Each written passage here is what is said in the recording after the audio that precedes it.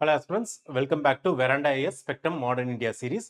So நம்ம தொடர்ந்து காந்தியோட அரைவலுக்கு அப்புறமேட்டு எப்படி இந்தியாவோட independence movement most important turn எடுத்தது அப்படின்றத பார்த்தோம். ஸோ போக போக என்ன ஆகுது அப்படின்னு பார்த்தீங்கன்னா, காந்தி இதுக்கு முன்னாடி எலைட் கிளாஸ் மூவ்மெண்ட்டாக இருந்த இந்தியாவோட இண்டிபெண்டன்ஸ் மூவ்மெண்ட்டை கம்ப்ளீட்டாக உங்களுக்கு மாஸ் பேஸ்ட் மூவ்மெண்ட்டாக மாத்துறாரு. பீப்புள் கொஞ்சம் கொஞ்சமாக ஜாயின் ஆக ஆரம்பிக்கிறாங்க. ஸோ இதனால என்ன பண்ணுறாருன்னு பார்த்தீங்கன்னா, வேரியஸ் கிளாஸஸ் ஆஃப் பீப்புளை பார்த்தீங்கன்னா அவர் யுனைட் பண்ணுறாரு. யுனைட் ஆகிறதுனால உங்களுக்கு நான் கோஆப்ரேஷன் மூவ்மெண்ட்ல இருந்து எல்லா மூவ்மெண்ட்டும் பார்த்தீங்கன்னா உங்களுக்கு பிரைமரியாவே உங்களுக்கு ஒரு எலைட் கிளாஸ் மூவ்மெண்ட் பேஸ்ல இருந்து மாஸ் மூவ்மெண்ட்டா மாறுது. ஓகே, ஸோ இந்த டைம்ல லாஸ்ட் கிளாஸ்ல நம்ம நேரு ரிப்போர்ட் பார்த்தோம், பெர்கின் ஹெட் சேலஞ்ச் பார்த்தோம். ஸோ என்னன்னா, இந்தியன்ஸ்க்கு இந்தியாவை ரூல் பண்றதுக்கான எந்த ஒரு தகுதியும் இல்லை, அதே நேரத்தில் அவங்களுக்கு அதுக்கான கெப்பாசிட்டி இல்லை அப்படின்ற மாதிரி சேலஞ்ச் பண்றாங்க. ஸோ அதை தொடர்ந்து என்ன பண்றாங்க அப்படின்னு பார்த்தீங்கன்னா, இந்தியாவில் ஆல் பார்ட்டி கான்ஃபரன்ஸ் போட்டு உங்களுக்கு Muslim League, Indian National Congress, Hindu Mahasabha எல்லாம் யுனைட் ஆயிட்டு அவங்கவங்களோட பாயிண்ட்ஸ் சொல்றாங்க. இது நேருவோட பாயிண்ட்ஸ் பிடிக்காத ஜின்னா 14 பாயிண்ட் அல்டிமேட்டம் அப்படின்ற கான்செப்ட் அவரும் கொடுக்குறாரு. ஸோ கம்பைண்டா என்ன பண்றாங்க அப்படின்னு பார்த்தீங்கன்னா, இந்தியன்ஸுக்கு கான்ஸ்டியூஷன் கிரியேட் பண்றதுக்கான எபிலிட்டி இருக்கு அப்படின்ற கான்செப்டை பிரிட்டிஷ்க்கு தெளிவாக புரிய வைக்கிறாங்க.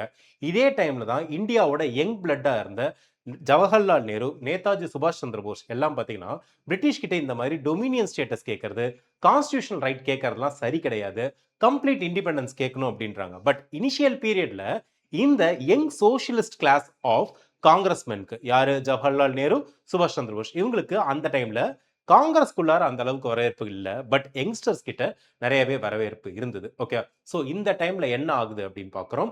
இந்த டைம்ல காங்கிரஸ் இன்டர்னலா டிவைட் ஆயிருக்கு அப்படின்ற கான்செப்டும் லாஸ்ட் வீடியோல பார்த்தோம். ஃபைனல் அல்டிமேட்டம் கொடுக்கணும் அப்படின்னு சொன்னாங்கன்றதையும் நாம பார்த்தோம். ஓகே, ஸோ இந்த கிளாஸ்ல என்னென்ன பார்க்க போறோம்னா, சிவில் டிசோபீடியன்ஸ் மூவ்மெண்ட்டும் அண்ட் மோஸ்ட் இம்பார்ட்டன்ட் ஆஸ்பெக்ட் என்னன்னா, for the first time British இந்தியன்ஸை இது வரைக்கும் ரொம்ப நார்மலா எடை போட்டுட்டு இருக்காங்க.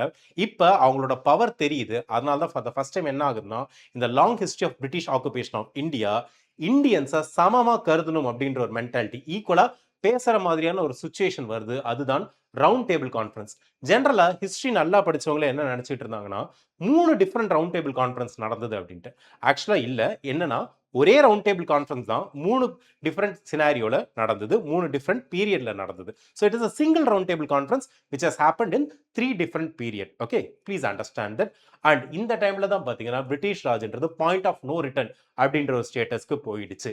என்ன, இந்த 1928 டு 1929 பீரியட் பாத்தீங்கன்னா பொலிட்டிக்கல் எக்ஸ்கலேஷன் அதிகமா இருந்தது. காங்கிரஸ் பாத்தீங்கன்னா வெயிட் அண்ட் வாட்ச் அப்படின்ற சுச்சுவேஷன்ல இருந்து ஒரு ஓப்பன் கான்ஸ்பிரசி ஆஸ்பெக்ட், அதாவது வர்றவங்களாம் காங்கிரஸ் அழிக்கிறதே தங்களுடைய எண்ணம் அப்படின்ற மென்டாலிட்டிக்கு, யாரு, பிரிட்டிஷோட கவர்னர்ஸ், வைஸ்ராய்ஸ்லாம் அந்த அளவுக்கு கர்சனோட மென்டாலிட்டிக்கு போற அளவுக்கு காங்கிரஸ் என்ன பண்றாங்க அப்படின்னு பாத்தீங்கன்னா, ஒரு சீரியஸான இண்டிபெண்டன்ஸ் மூவ்மெண்ட்டை லான்ச் பண்றாங்க. அந்த சினாரியோஸ் தான் நாம இந்த பர்டிகுலர் வீடியோல பார்க்க போறோம்.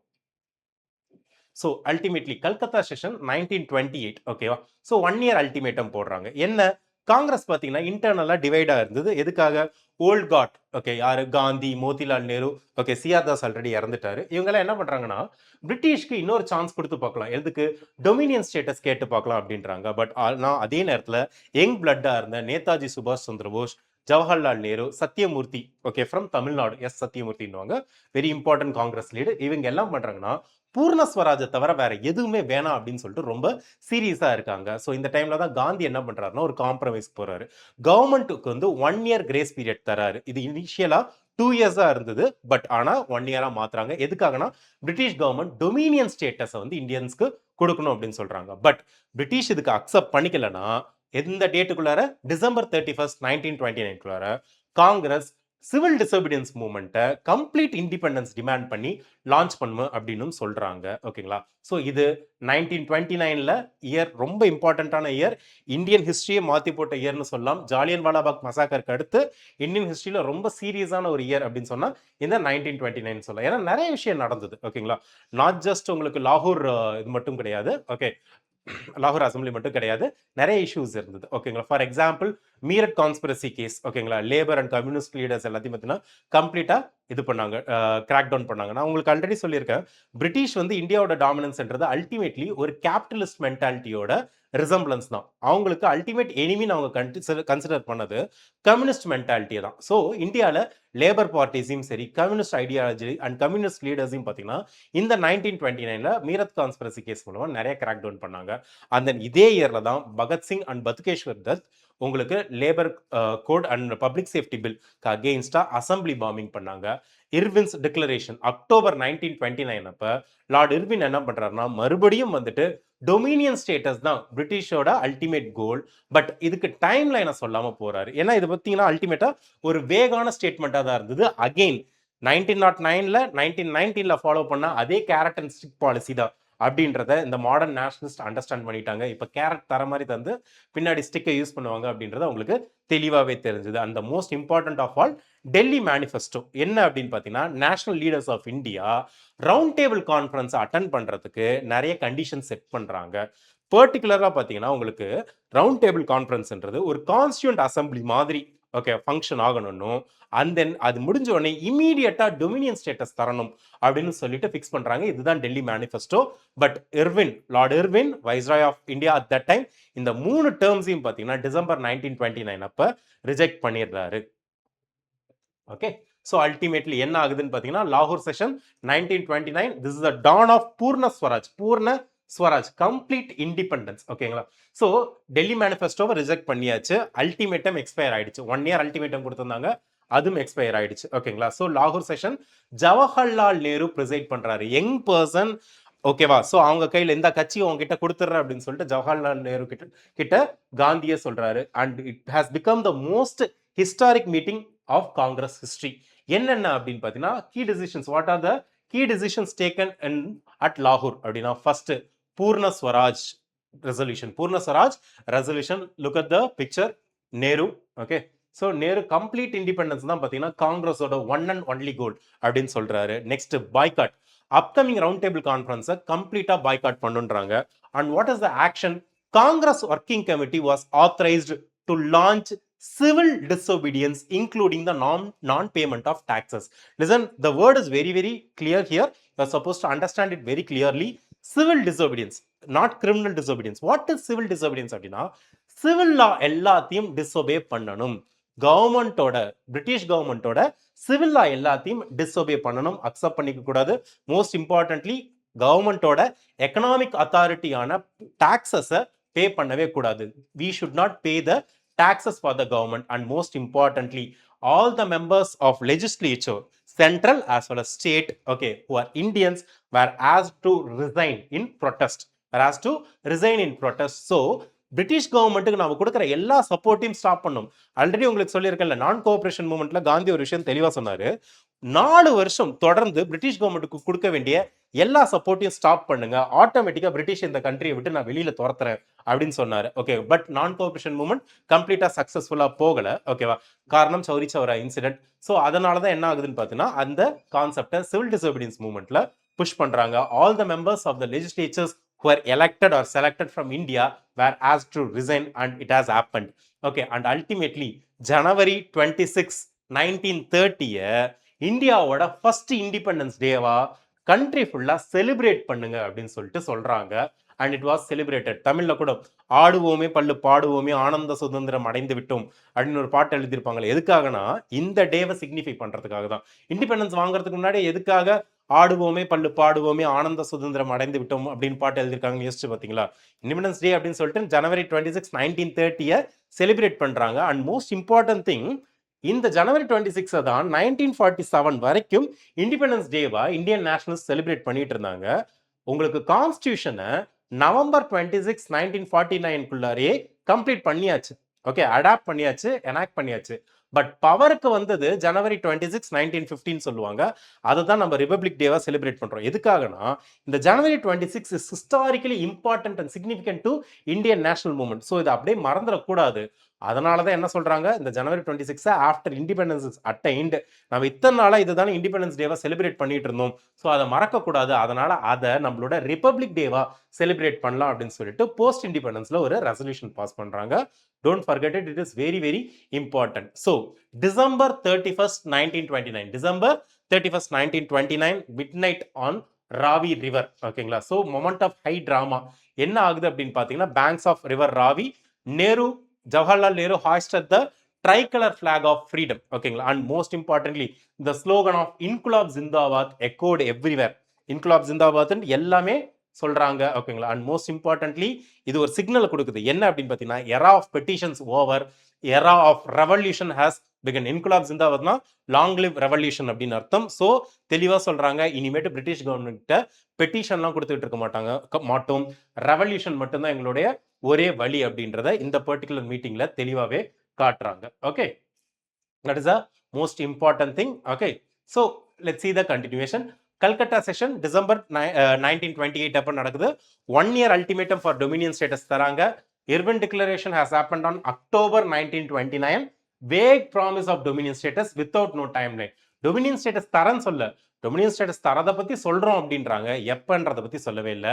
So November 1929 Delhi manifesto Indian leaders வந்து பார்த்தீங்கன்னா counter conditions for the round table conference கொடுக்குறாங்க, அதுவும் பார்த்தீங்கன்னா ரிஜெக்ட் பண்ணிடுறாங்க.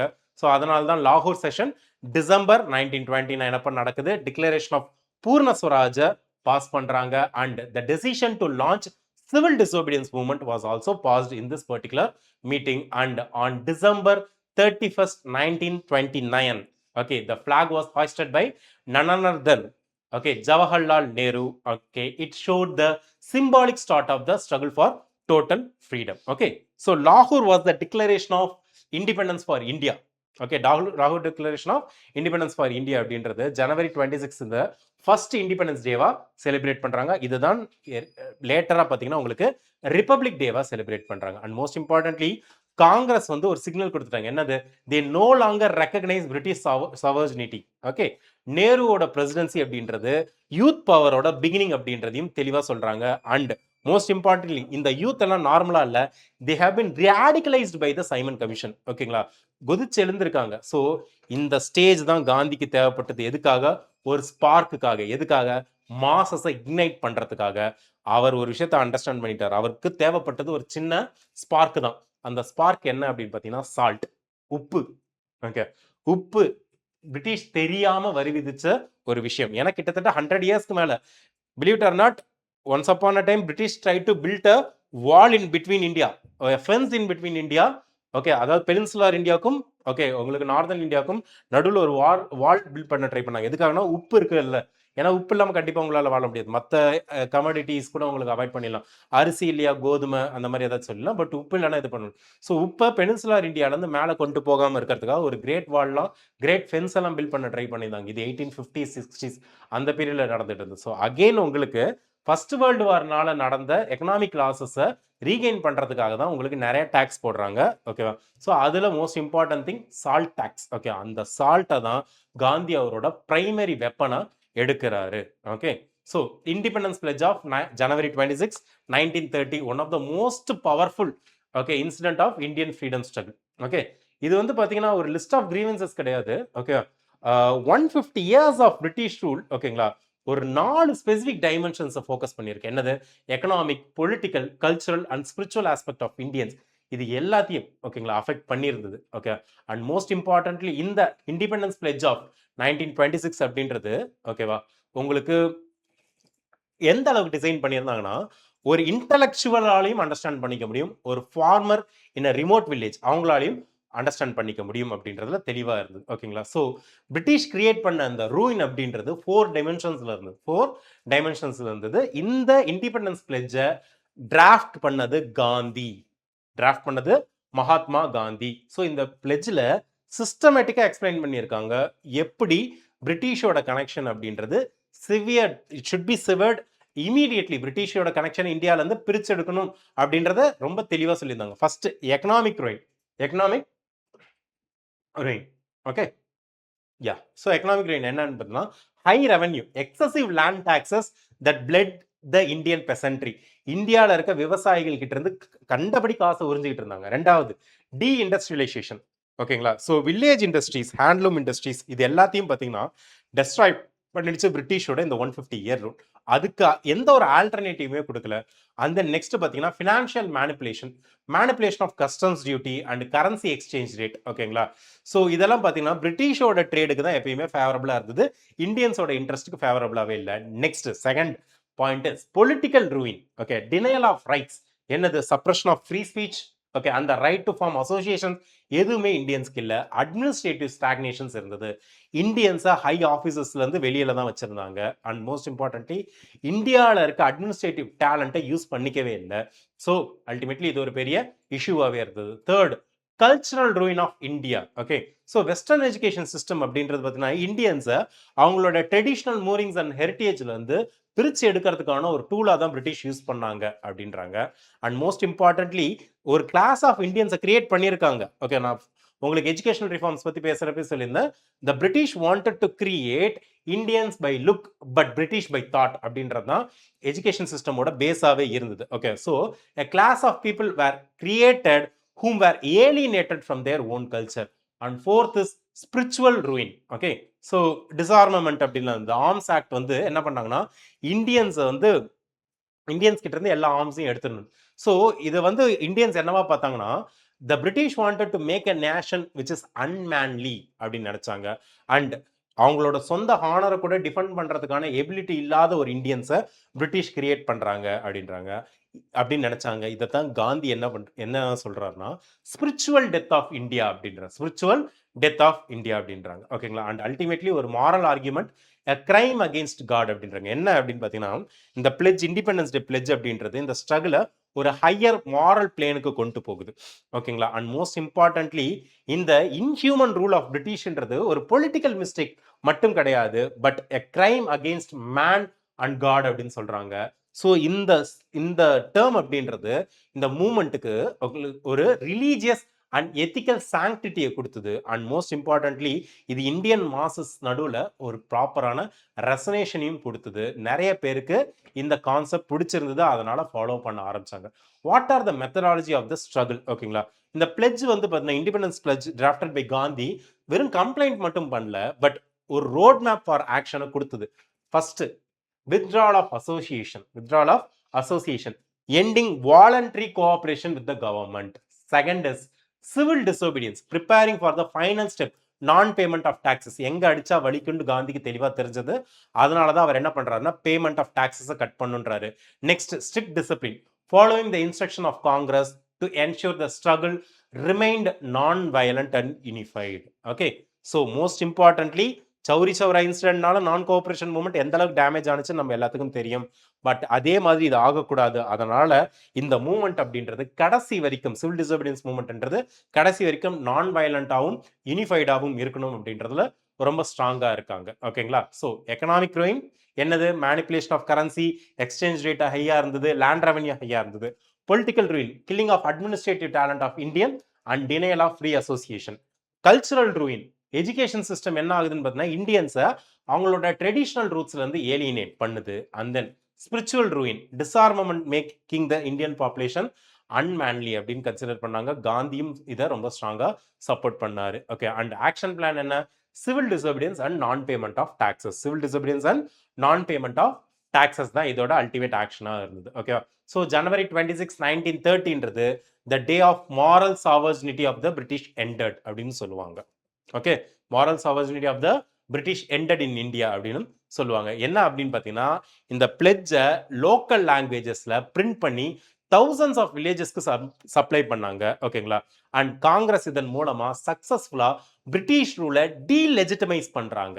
காமன் மேனோட ஐல, காமன் மேனோட பார்வையில பிரிட்டிஷ் கவர்மெண்ட் அப்படின்றது ஒரு இல்லீகல் கவர்மெண்ட் அப்படின்ற ஒரு மென்டாலிட்டியை கிரியேட் பண்றாங்க. ஒரு ஒரு லெஜிட்டமைஸ்டு கவர்மெண்ட் இல்ல அப்படின்ற மென்டாலிட்டியை கிரியேட் பண்றாங்க. ஓகேங்களா. ஸோ அதனால தான் இந்த ஜனவரி 26 மறக்காம நம்ம என்ன பண்றோம் அப்படின்னு பார்த்தீங்கன்னா ரிப்பப்ளிக் டேவா 1950 செலிப்ரேட் பண்ணிட்டு இருக்கோம். ஓகேங்களா. So that is very very important. So இந்த இண்டிபெண்டன்ஸ் டே பிளட்ஜ் அப்படின்றது பார்த்தீங்கன்னா காந்தி ஒரு 11 டிமாண்ட்ஸா கிரியேட் பண்ணார். என்னென்னலாம் இந்த 11 டிமாண்ட்ஸ் அப்படின்றத பார்க்கலாம். ஸோ காந்தி பார்த்தீங்கன்னா இந்த டிமாண்டை எப்படி 3 டிஃப்ரெண்ட் குரூப்ஸை ஒன்னாக்கிறதுக்கு எப்படி யூஸ் பண்ணாருன்றதை பார்க்கலாம். ஃபர்ஸ்ட், யார் இந்த 3 group? General public first. Okay, common people. ரெண்டாவது the business class bourgeois who have been slightly supporting the British. And third, the peasantry. Okay, the backbone of India. இவங்க 3 பேத்தையும் a single national front Gandhi change பண்றாரு. What are the 11 demands? What are the ultimatum Gandhi set to the British people. Gandhi என்ன பண்றாரு அப்படின்னு பார்த்தீங்கன்னா, viceroy Lord இர்வின்க்கு ஜனவரி 31 1930 1930 அது வரைக்கும் time தராரு இந்த டிமாண்ட்ஸை அக்செப்ட் பண்ணிக்கிறதுக்கு. அண்ட் மோஸ்ட் இம்பார்ட்டன்ட்லி இதை ஸ்ட்ராட்டஜிக்கலா கேட்டகரைஸ் பண்ணியிருக்காரு. அதன் மூலமா இந்தியாவில் இருக்க எல்லாத்தையும் இதை அஃபெக்ட் பண்ற மாதிரி கிரியேட் பண்ணியிருந்தார். என்னென்னலாம் பார்த்தீங்க அப்படின்னு பார்த்தீங்கன்னா, இஷ்யூ ஆஃப் ஜெனரல் இன்ட்ரெஸ்ட் என்ன அப்படின்னு பார்த்தீங்கன்னா, மிலிட்ரி அண்ட் சிவில் ஸ்பெண்ட், ஓகேங்களா, ரெடியூஸ் த எக்ஸ்பெண்டிச்சர் பை 50%. இதன் மூலமா இந்தியாவில இருந்து எப்படி பிரிட்டிஷோட பாலிசிஸ் இந்தியாவை எக்கனாமிக் ட்ரெயின் பண்ணுது அப்படின்றத காமன் பீப்புளுக்கு அண்டர்ஸ்டாண்ட் பண்ற மாதிரி காந்தி கிரியேட் பண்ணியிருந்தார். ரெண்டாவது, prohibition, total ban on intoxicants, liquor, ஓகேங்களா, இதெல்லாம், ஓகேங்களா. அண்ட் தென் பார்த்தீங்கன்னா இது வந்து காந்தியோட ஹார்ட்டுக்கு ரொம்ப க்ளோஸாக இருந்த ஒரு சோஷியல் ரிஃபார்மாக இருந்தது. Third, CID reforms. Okay, CID reforms என்ன அப்படின்னு பார்த்தீங்கன்னா, இன்வெஸ்டிகேட்டிவ் ஏஜென்சிஸ் எல்லாத்தையும் கிளீன் அப் பண்ணணும், ஓகேங்களா. அண்ட் இந்த இன்வெஸ்டிகேட்டிவ் ஏஜென்சிஸை பொலிட்டிக்கல் ரெப்ரஷனுக்கு யூஸ் பண்ணுறதை ஸ்டாப் பண்ணணும் அப்படின்னு சொல்றாரு. நெக்ஸ்ட், ஆர்ம்ஸ் ஆக்ட், ஓகேங்களா, லாவை இந்தியன்ஸ் வந்து ஃபயர் ஆர்ம்ஸோட லைசன்ஸை ஹோல்ட் பண்ணுறதுக்கு இது அலோவ் பண்ணும் அப்படின்னு சொல்றாரு. இது பாப்புலர் கண்ட்ரோலுக்கு தேவை அப்படின்னு சொல்றாரு. Next, amnesty, releasing all political prisoners, releasing all political prisoners, okay. And postal reservation bill, postal reservation bill, protecting the Indian postal interest, ஓகேங்களா. ஸோ இந்தியன் போஸ்ட்டுக்கு வந்து ஒரு ப்ராப்பரான கைடன்ஸ் இருக்கணும் அப்படின்னு சொல்றாரு. ஓகே. நெக்ஸ்ட், ஸ்பெசிஃபிக்கா பிசினஸ் கிளாஸ் டிமாண்ட்ஸ் அப்படின்றது exchange ratio, rupee sterling exchange ratio பார்த்தீங்கன்னா 1:6 அப்படின்றது வந்து 1:4, அதாவது 1:6 அப்படின்ற கான்செப்ட்ல இருந்து 1:4 அப்படின்ற ஆஸ்பெக்ட்ல சேஞ்ச் பண்ணணும், ஓகேங்க. அண்ட் தென் பார்த்தீங்கன்னா உங்களுக்கு, ஓகே, உங்களுக்கு இந்தியன் எக்ஸ்போர்ட்டை மோர் காம்படேட்டிவ் டு பிரிட்டிஷா மாற்றணுன்றாரு. Next, textile protection, textile protection, ஓகேங்களா. இந்தியாவோட ஃபாரின் கிளாத், ஓகே, சாரி, இந்தியாவுக்கு இம்போர்ட் பண்ற ஃபாரின் கிளாத் மேலே பார்த்தீங்கன்னா டேரிஃப் போடணும், அதனால லோக்கல் இண்டஸ்ட்ரியை ப்ரொடெக்ட் பண்ணணும்னு சொல்றாங்க. நெக்ஸ்ட், கோஸ்டல் ஷிப்பிங், ஓகேங்களா, reserving coastal trade for Indian vessels only அப்படின்றாங்க. ஏன்னா பிரிட்டிஷ் இதில் தான் ரொம்ப டாமினேட் பண்ணிட்டு இருந்தாங்க. இதுக்கு அகேன்ஸ்டாக தான் உங்களுக்கு சவுத் இந்தியாவில் தமிழ்நாட்டில் உங்களுக்கு Vavu Chidambaram Pillai Swadeshi steam navigation company open பண்ணுறாரு, ஓகேங்களா. நெக்ஸ்ட், ஸ்பெசிஃபிக் பெசன்ட் டிமாண்ட்ஸ் என்ன அப்படின்னு பார்த்தீங்கன்னா, லேண்ட் ரெவன்யூ மேசிவ் 50% ரிடக்ஷன் இருக்கணும், லேண்ட் டாக்ஸ்ல மேசிவ் 50% ரிடக்ஷன் இருக்கணும்ன்றாரு. Next, most important thing, salt tax, abolition of the tax and government's monopoly on salt production stop பண்ணணும் அப்படின்றாரு. எதுக்காக சால்ட், எதுக்காக சால்ட், ஓகே. ஸோ காந்தியோட ஜீனியஸான சால்ட் ஃபார்முலா பத்தி தான் நம்ம இப்ப பார்க்க போறோம். காந்தி எதுக்காக, வேற என்னென்னவோ இருக்கப்ப உப்பு சத்தியாகிரகம், சால்ட் லைக் இது எதுக்காக லான்ச் பண்றாரு, ஓகேங்களா. உங்களுக்கு எதுக்காக இந்த சிவில் டிசிப்ளின்ஸ் மூமெண்ட்டே உப்பு சத்தியாகிரகம் அப்படின்னு சொல்றாங்க அப்படின்ற கான்செப்டை பார்க்கலாம். சால்ட் சத்தியாகிரகம் அப்படின்ற கான்செப்ட் சொல்றாங்கன்ற கான்செப்டை பார்க்கலாம். கவர்மெண்ட் வந்து இந்த அல்டிமேட்டமை இக்னோர் பண்ணிடுறாங்க. காந்தி சால்ட்டை தான் centre piece of civil disciplines மூமெண்ட்டா சூஸ் பண்றாரு. இனிஷியலா பார்த்தீங்கன்னா நிறைய லீடர்ஸ் இன்க்ளூடிங் நேரு கூட ஸ்கெப்டிக்கலா இருக்காங்க, ஓகேங்களா. எப்படி சால்ட் வந்து ஒரு வெப்பனா இருக்கும், எப்படி வந்து காமன் பீப்புளை யுனைட் பண்றதுக்கு இது ஒரு டூலா இருக்கும் அப்படின்னு நினைக்கிறாங்க. பட் அல்டிமேட்லி இதுதான் பார்த்தீங்கன்னா ஒரு மாஸ்டர் ஸ்ட்ரோக் ஆஃப் பொலிட்டிக்கல் கம்யூனிகேஷனா மாறுது. ஏன் அப்படின்னா யூனிவர்சல் கிரீவன்ஸ் இருக்கு, யூனிவர்சல் கிரீவன்ஸ் இருக்கு. எல்லா மக்களும் பாதிக்கப்படக்கூடிய, ஏன்னா எல்லா மக்களாலும் பயன்படுத்தக்கூடிய ஒரு பொருளால தான் எல்லா மக்களும் பாதிப்படைகிறாங்க அப்படின்ற விஷயத்தை அண்டர்ஸ்டாண்ட் பண்ணிக்கிறாரு. சால்ட் அப்படின்றது ஒரு basic necessity for every human being regardless of religion, caste எதா இருந்தும். ஸோ அதை டாக்ஸ் பண்றதுனால பிரிட்டிஷ் வந்து லிட்ரலி மில்லியன்ஸ் ஆஃப் பீப்புளை ஸ்டார் பண்றாங்க, பசியிலும் பட்டினியிலையும் போடுறாங்க அப்படின்னு சொல்லிட்டு காந்தி எல்லாத்துக்கும் உணர வைக்கிறாரு. ரெண்டாவது, ஒரு மாரல் ஹை கிரவுண்ட் என்ன அப்படின்னு பார்த்தீங்கன்னா, இந்த ஸ்ட்ரகிள் அப்படின்றது ஒரு ஹியூமனிட்டிக்கும் இன்ஹியூமன் லாக்கும் நடுவில் நடக்கிற ஒரு ஸ்ட்ரகிள் அப்படின்ற மாதிரி காட்டுறாரு. And then most importantly nature நம்மளுக்கு தரக்கூடிய ஒரு கிஃப்டான சால்ட்டை, ஓகேங்களா, டாக்ஸ் பண்றது ஒரு மிகப்பெரிய கிரைம், மாரல் கிரைம் அப்படின்னு சொல்லிட்டு காந்தி சொல்றாரு. இதை பிரிட்டிஷே எதிர்பார்க்கல. And third most important thing, social inclusivity என்ன அப்படின்னு பார்த்தீங்கன்னா, இதுக்கு முன்னாடி நோ ரெண்ட் கேம்பெயின்லாம் நடந்தது. இது வந்து பார்த்தீங்கன்னா பர்டிகுலரா இந்தியன் டெனன்ஸை இந்தியன் லேண்ட்லார்ட்ஸ்க்கு அகெயின்ஸ்டா இருந்தது. பட் வேரல்ஸ் இந்த சால்ட் சத்தியாகிரகான்றது irrespective of caste and creed எல்லா இந்தியன்ஸையும் பிரிட்டிஷ் கவர்மெண்ட்டுக்கு அகெயின்ஸ்டா சேஞ்ச் பண்ணுச்சு. And most importantly without any internal class conflict. Indians அவங்களுக்குள்ள சண்டை போட்டுக்கல, எல்லாம் யுனைட் ஆயிட்டு பிரிட்டிஷ்க்கு அகெயின்ஸ்டா சண்டை போட்டாங்க. அதுதான் most important thing about selecting salt as the primary tool for this satyagraha. ஓகேங்களா. அண்ட் காதி மாதிரியே ஒரு சிம்பாலிக் ஐடென்டிஃபிகேஷன் தான் சால்ட். என்ன அப்படின்னு பார்த்தீங்கன்னா, making salt was an act of self help. Okay, urban இன்டெலெக்சுவல்ஸ்க்கு வந்து சிம்பாலிக்கலி அவங்கள பிசிக்கல் லேபரோட ஐடென்டிஃபை பண்ண உதவுனுச்சு. அதே நேரத்தில் சஃபரிங் ஆஃப் ரூரல் புவரை அண்டர்ஸ்டாண்ட் பண்றதுக்கு இந்த சால்ட் அப்படின்றது உதவுனுச்சு அப்படின்னு சொன்னா கண்டிப்பா அது உண்மைதான். ஓகேங்களா. ஸோ ஒரு குவிக் ரிவிஷன் என்ன அப்படின்னு பார்த்தீங்கன்னா, என்னென்ன கீ டிமாண்ட் காந்தி கிட்ட இருந்தது? அட்மினிஸ்ட்ரேட்டிவ் ஆஸ்பெக்ட்ல 50% cut in army and civil service spend. ஓகேங்களா. இது யாரை டார்கெட் பண்ணுச்சு? ஜெனரல் பப்ளிக் அண்ட் டாக்ஸ் பேயர்ஸை டார்கெட் பண்ணுச்சு. எக்கனாமிக் லெவல்ல ஓகேங்களா. So 1 sterling 4 okay exchange ratio. ஓகேங்களா. 1:4 அப்படின்ற exchange ratio. Textile protection, Indian capitalist and business மேனோட சப்போர்ட்டை வாங்கி தந்தது. Agrarian reform, 50% of land revenue reduction and salt tax repeal, peasantry and rural புவரை யுனைட் பண்ணுச்சு. And civil liberties, release of political prisoners and CID reform. ஓகேங்களா. இது வந்து political activist and யூத்ஸை யுனைட் பண்ணுச்சு. ஓகேங்களா. So ultimately Gandhi has found the common denominator of Indian suffering in a pinch of salt. Gandhi found the common denominator of Indian suffering in a pinch of salt. Okay, so இந்த 11 demands அப்படின்றது ஒரு national budget prepared by the people அப்படின்னு சொல்லலாம். So Irwin negotiate பண்றதுக்கு refuse பண்றாரு. Gandhi strike பண்ணணும்னு சொல்ல டைரக்டா என்ன பண்றாருன்னு பார்த்தீங்கன்னா ஒரு மார்ச்சை லான்ச் பண்றாரு. அது இந்த வேர்ல்டோட அப்ப இருந்த வேர்ல்டோட மோஸ்ட் பவர்ஃபுல் எம்பையரை ஓகேங்களா மாரலி பேங்க்ரப்ட் ஆக்குனுச்சு. ஓகேங்களா. எதுக்காக அப்படின்னு பார்த்தீங்கன்னா, ஒரு காண்டிமெண்ட் சால்ட் அப்படின்றது ஒரு அத்தியாவசிய தேவை. அந்த அத்தியாவசிய தேவை மேல நீ டாக்ஸ் போட்டிருக்கியான்னு சொல்லிட்டு உலகத்துல இருக்க மற்ற நாடுகளும் சரி, இந்தியா மக்களும் சரி, பிரிட்டிஷ் கவர்மெண்ட்டை ரொம்ப மோசமா பார்த்தாங்க. இது அவங்கள மாரலி பேங்க்ரப்ட் பண்ணுச்சு அப்படின்னு சொல்லலாம். Okay okay. So yes. So இந்த பர்டிகுலர் இதுதான் பார்த்தீங்கன்னா இந்த 1930s ஹாட்னு சொல்லலாம். என்ன? Gandhi when Gandhi pinch of salt dissolved the moral authority of British Empire. Gandhi's pinch of salt dissolved the moral authority of British Empire. So Dandi March அப்படின்றது தான் பார்த்தீங்கன்னா எப்படி ஒரு லோக்கல் ப்ரொடெஸ்ட் அப்படின்றது ஒரு குளோபல் ஃபினாமினா மாறுனுச்சு அப்படின்றதுக்கு ஒரு நல்ல எக்ஸாம்பிள். ஓகே, மூமெண்டோட ரிப்பிள் எஃபெக்ட் அப்படின்னு சொல்லலாம். எப்படி ஒவ்வொரு ரீஜியனுக்கும் அந்த ரீஜியனுக்கு ஏற்ற ஜாகிரபிக்கு ஏற்ற மாதிரி இந்த Dandi march or salt satyagraha as well as civil disobedience movement மாறுனுச்சுன்றதை பார்க்கலாம். Okay, and most importantly Gandhi upcoming civil disobedience மூவ்மெண்ட்டுக்கு ஒரு ஸ்ட்ராட்டஜிக் ப்ளூ பிரிண்ட்டை தண்டியில இருந்து கொடுக்குறாரு.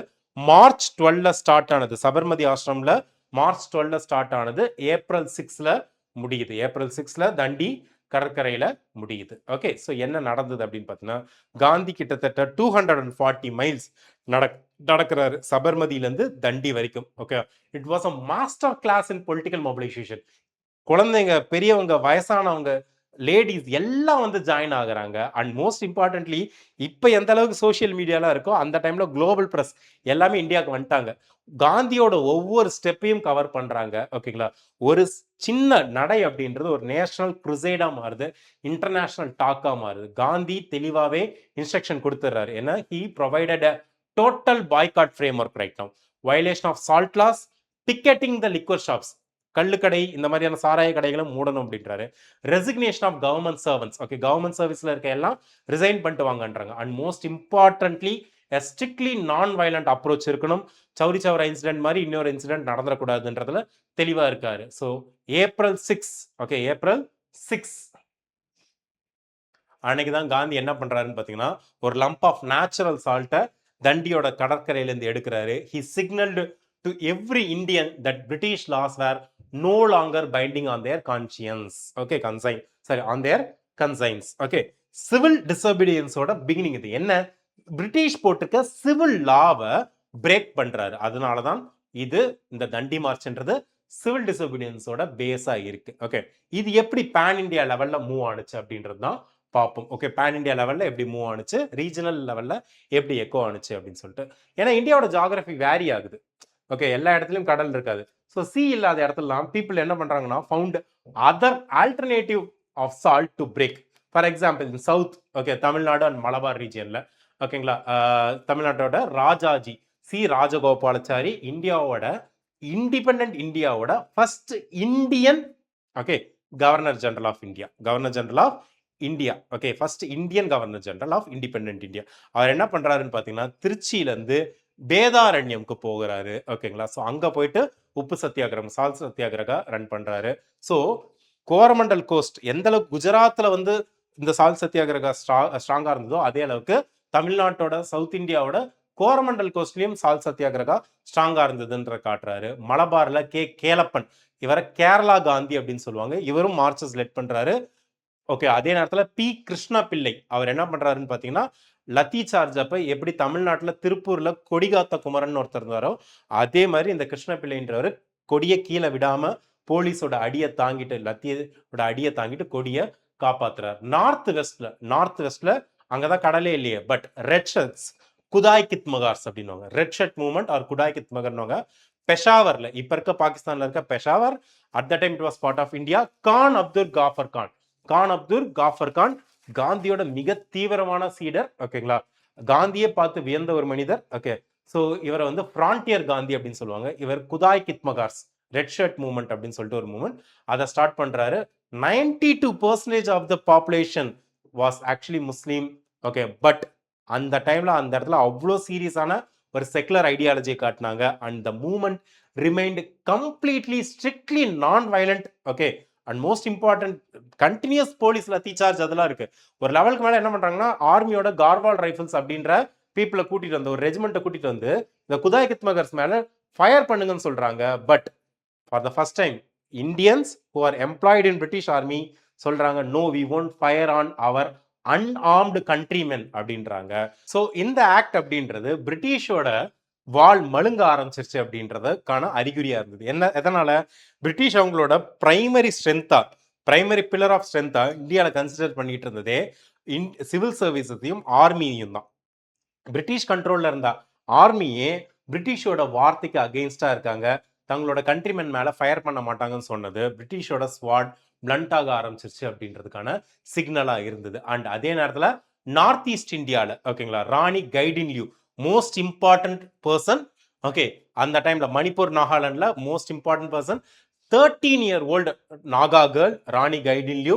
அவங்க என்ன பண்றாங்கன்னு பாத்தீங்கன்னா, அந்த இடத்துல ரெவல்யூஷனை ஸ்டார்ட் பண்றாங்க. கிட்டத்தட்ட 15 வருஷம் ஜெயிலில் இருக்காங்க. அண்ட் மோஸ்ட் இம்பார்ட்டன்ட்லி எதுக்காகனா, வி ஆர் ஃப்ரீ பீப்புள் அப்படின்னு டிக்ளேர் பண்ணதுக்காக நேரு பிரதமரான அப்புறமேட்டு சுதந்திர இந்தியாவில தான் இவங்களை ரிலீஸ் பண்றாங்க. அது நாள் வரைக்கும் ஜெயிலில் இவங்க இருந்தாங்க. ராணி கைடின்லியூ வெரி வெரி இம்பார்ட்டன்ட் பர்சன். அதே நேரத்தில் central and western India forest and industrial rivals நிறைய நடந்தது. மகாராஷ்டிரா அண்ட் சென்ட்ரல் ப்ராவின்ஸ்ல பார்த்தீங்கன்னா இதெல்லாம் லேண்ட் லாக்டு ஏரியா. பீப்புள் என்ன பண்றாங்கன்னா, ஃபாரஸ்ட் லாஸை வயலேட் பண்றாங்க. ஓகேங்களா? கிரேசிங் ரைட்ஸ் இல்லை, என்னது காட்டுக்குள்ளார போயிட்டு மாடு மேய்க்கிறதுக்கு ஆடு மேய்க்கிறதுக்குலாம் ரைட்ஸ் இல்லைன்னு சொல்லியிருந்தாங்க. இது பண்றாங்க, வயலேட் பண்றாங்க. ரெண்டாவது டிம்பர் ரெஸ்ட்ரிக்ஷன்ஸ் இருந்தது, மரம் வெட்டக்கூடாது அப்படின்ற மாதிரியான ரெஸ்ட்ரிக்ஷன்ஸ் இருந்தது.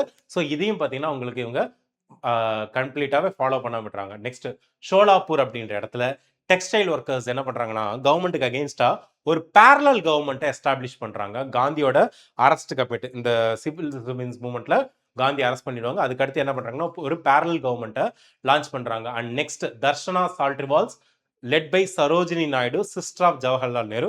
Most brutal phase American journalist Webb Miller அப்படின்றவர் இங்க வராரு. ஓகேங்களா?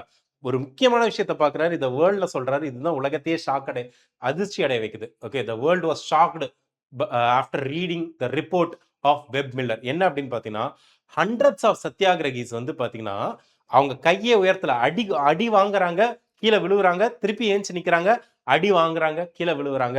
ஒருத்தங்க அடிபட்டு மண்டை உடஞ்சு மயக்கம் விழுறாங்களா, அவங்க போறாங்க, அவங்க பிளேஸ்க்கு இன்னொருத்தங்க வந்து நிக்கிறாங்க.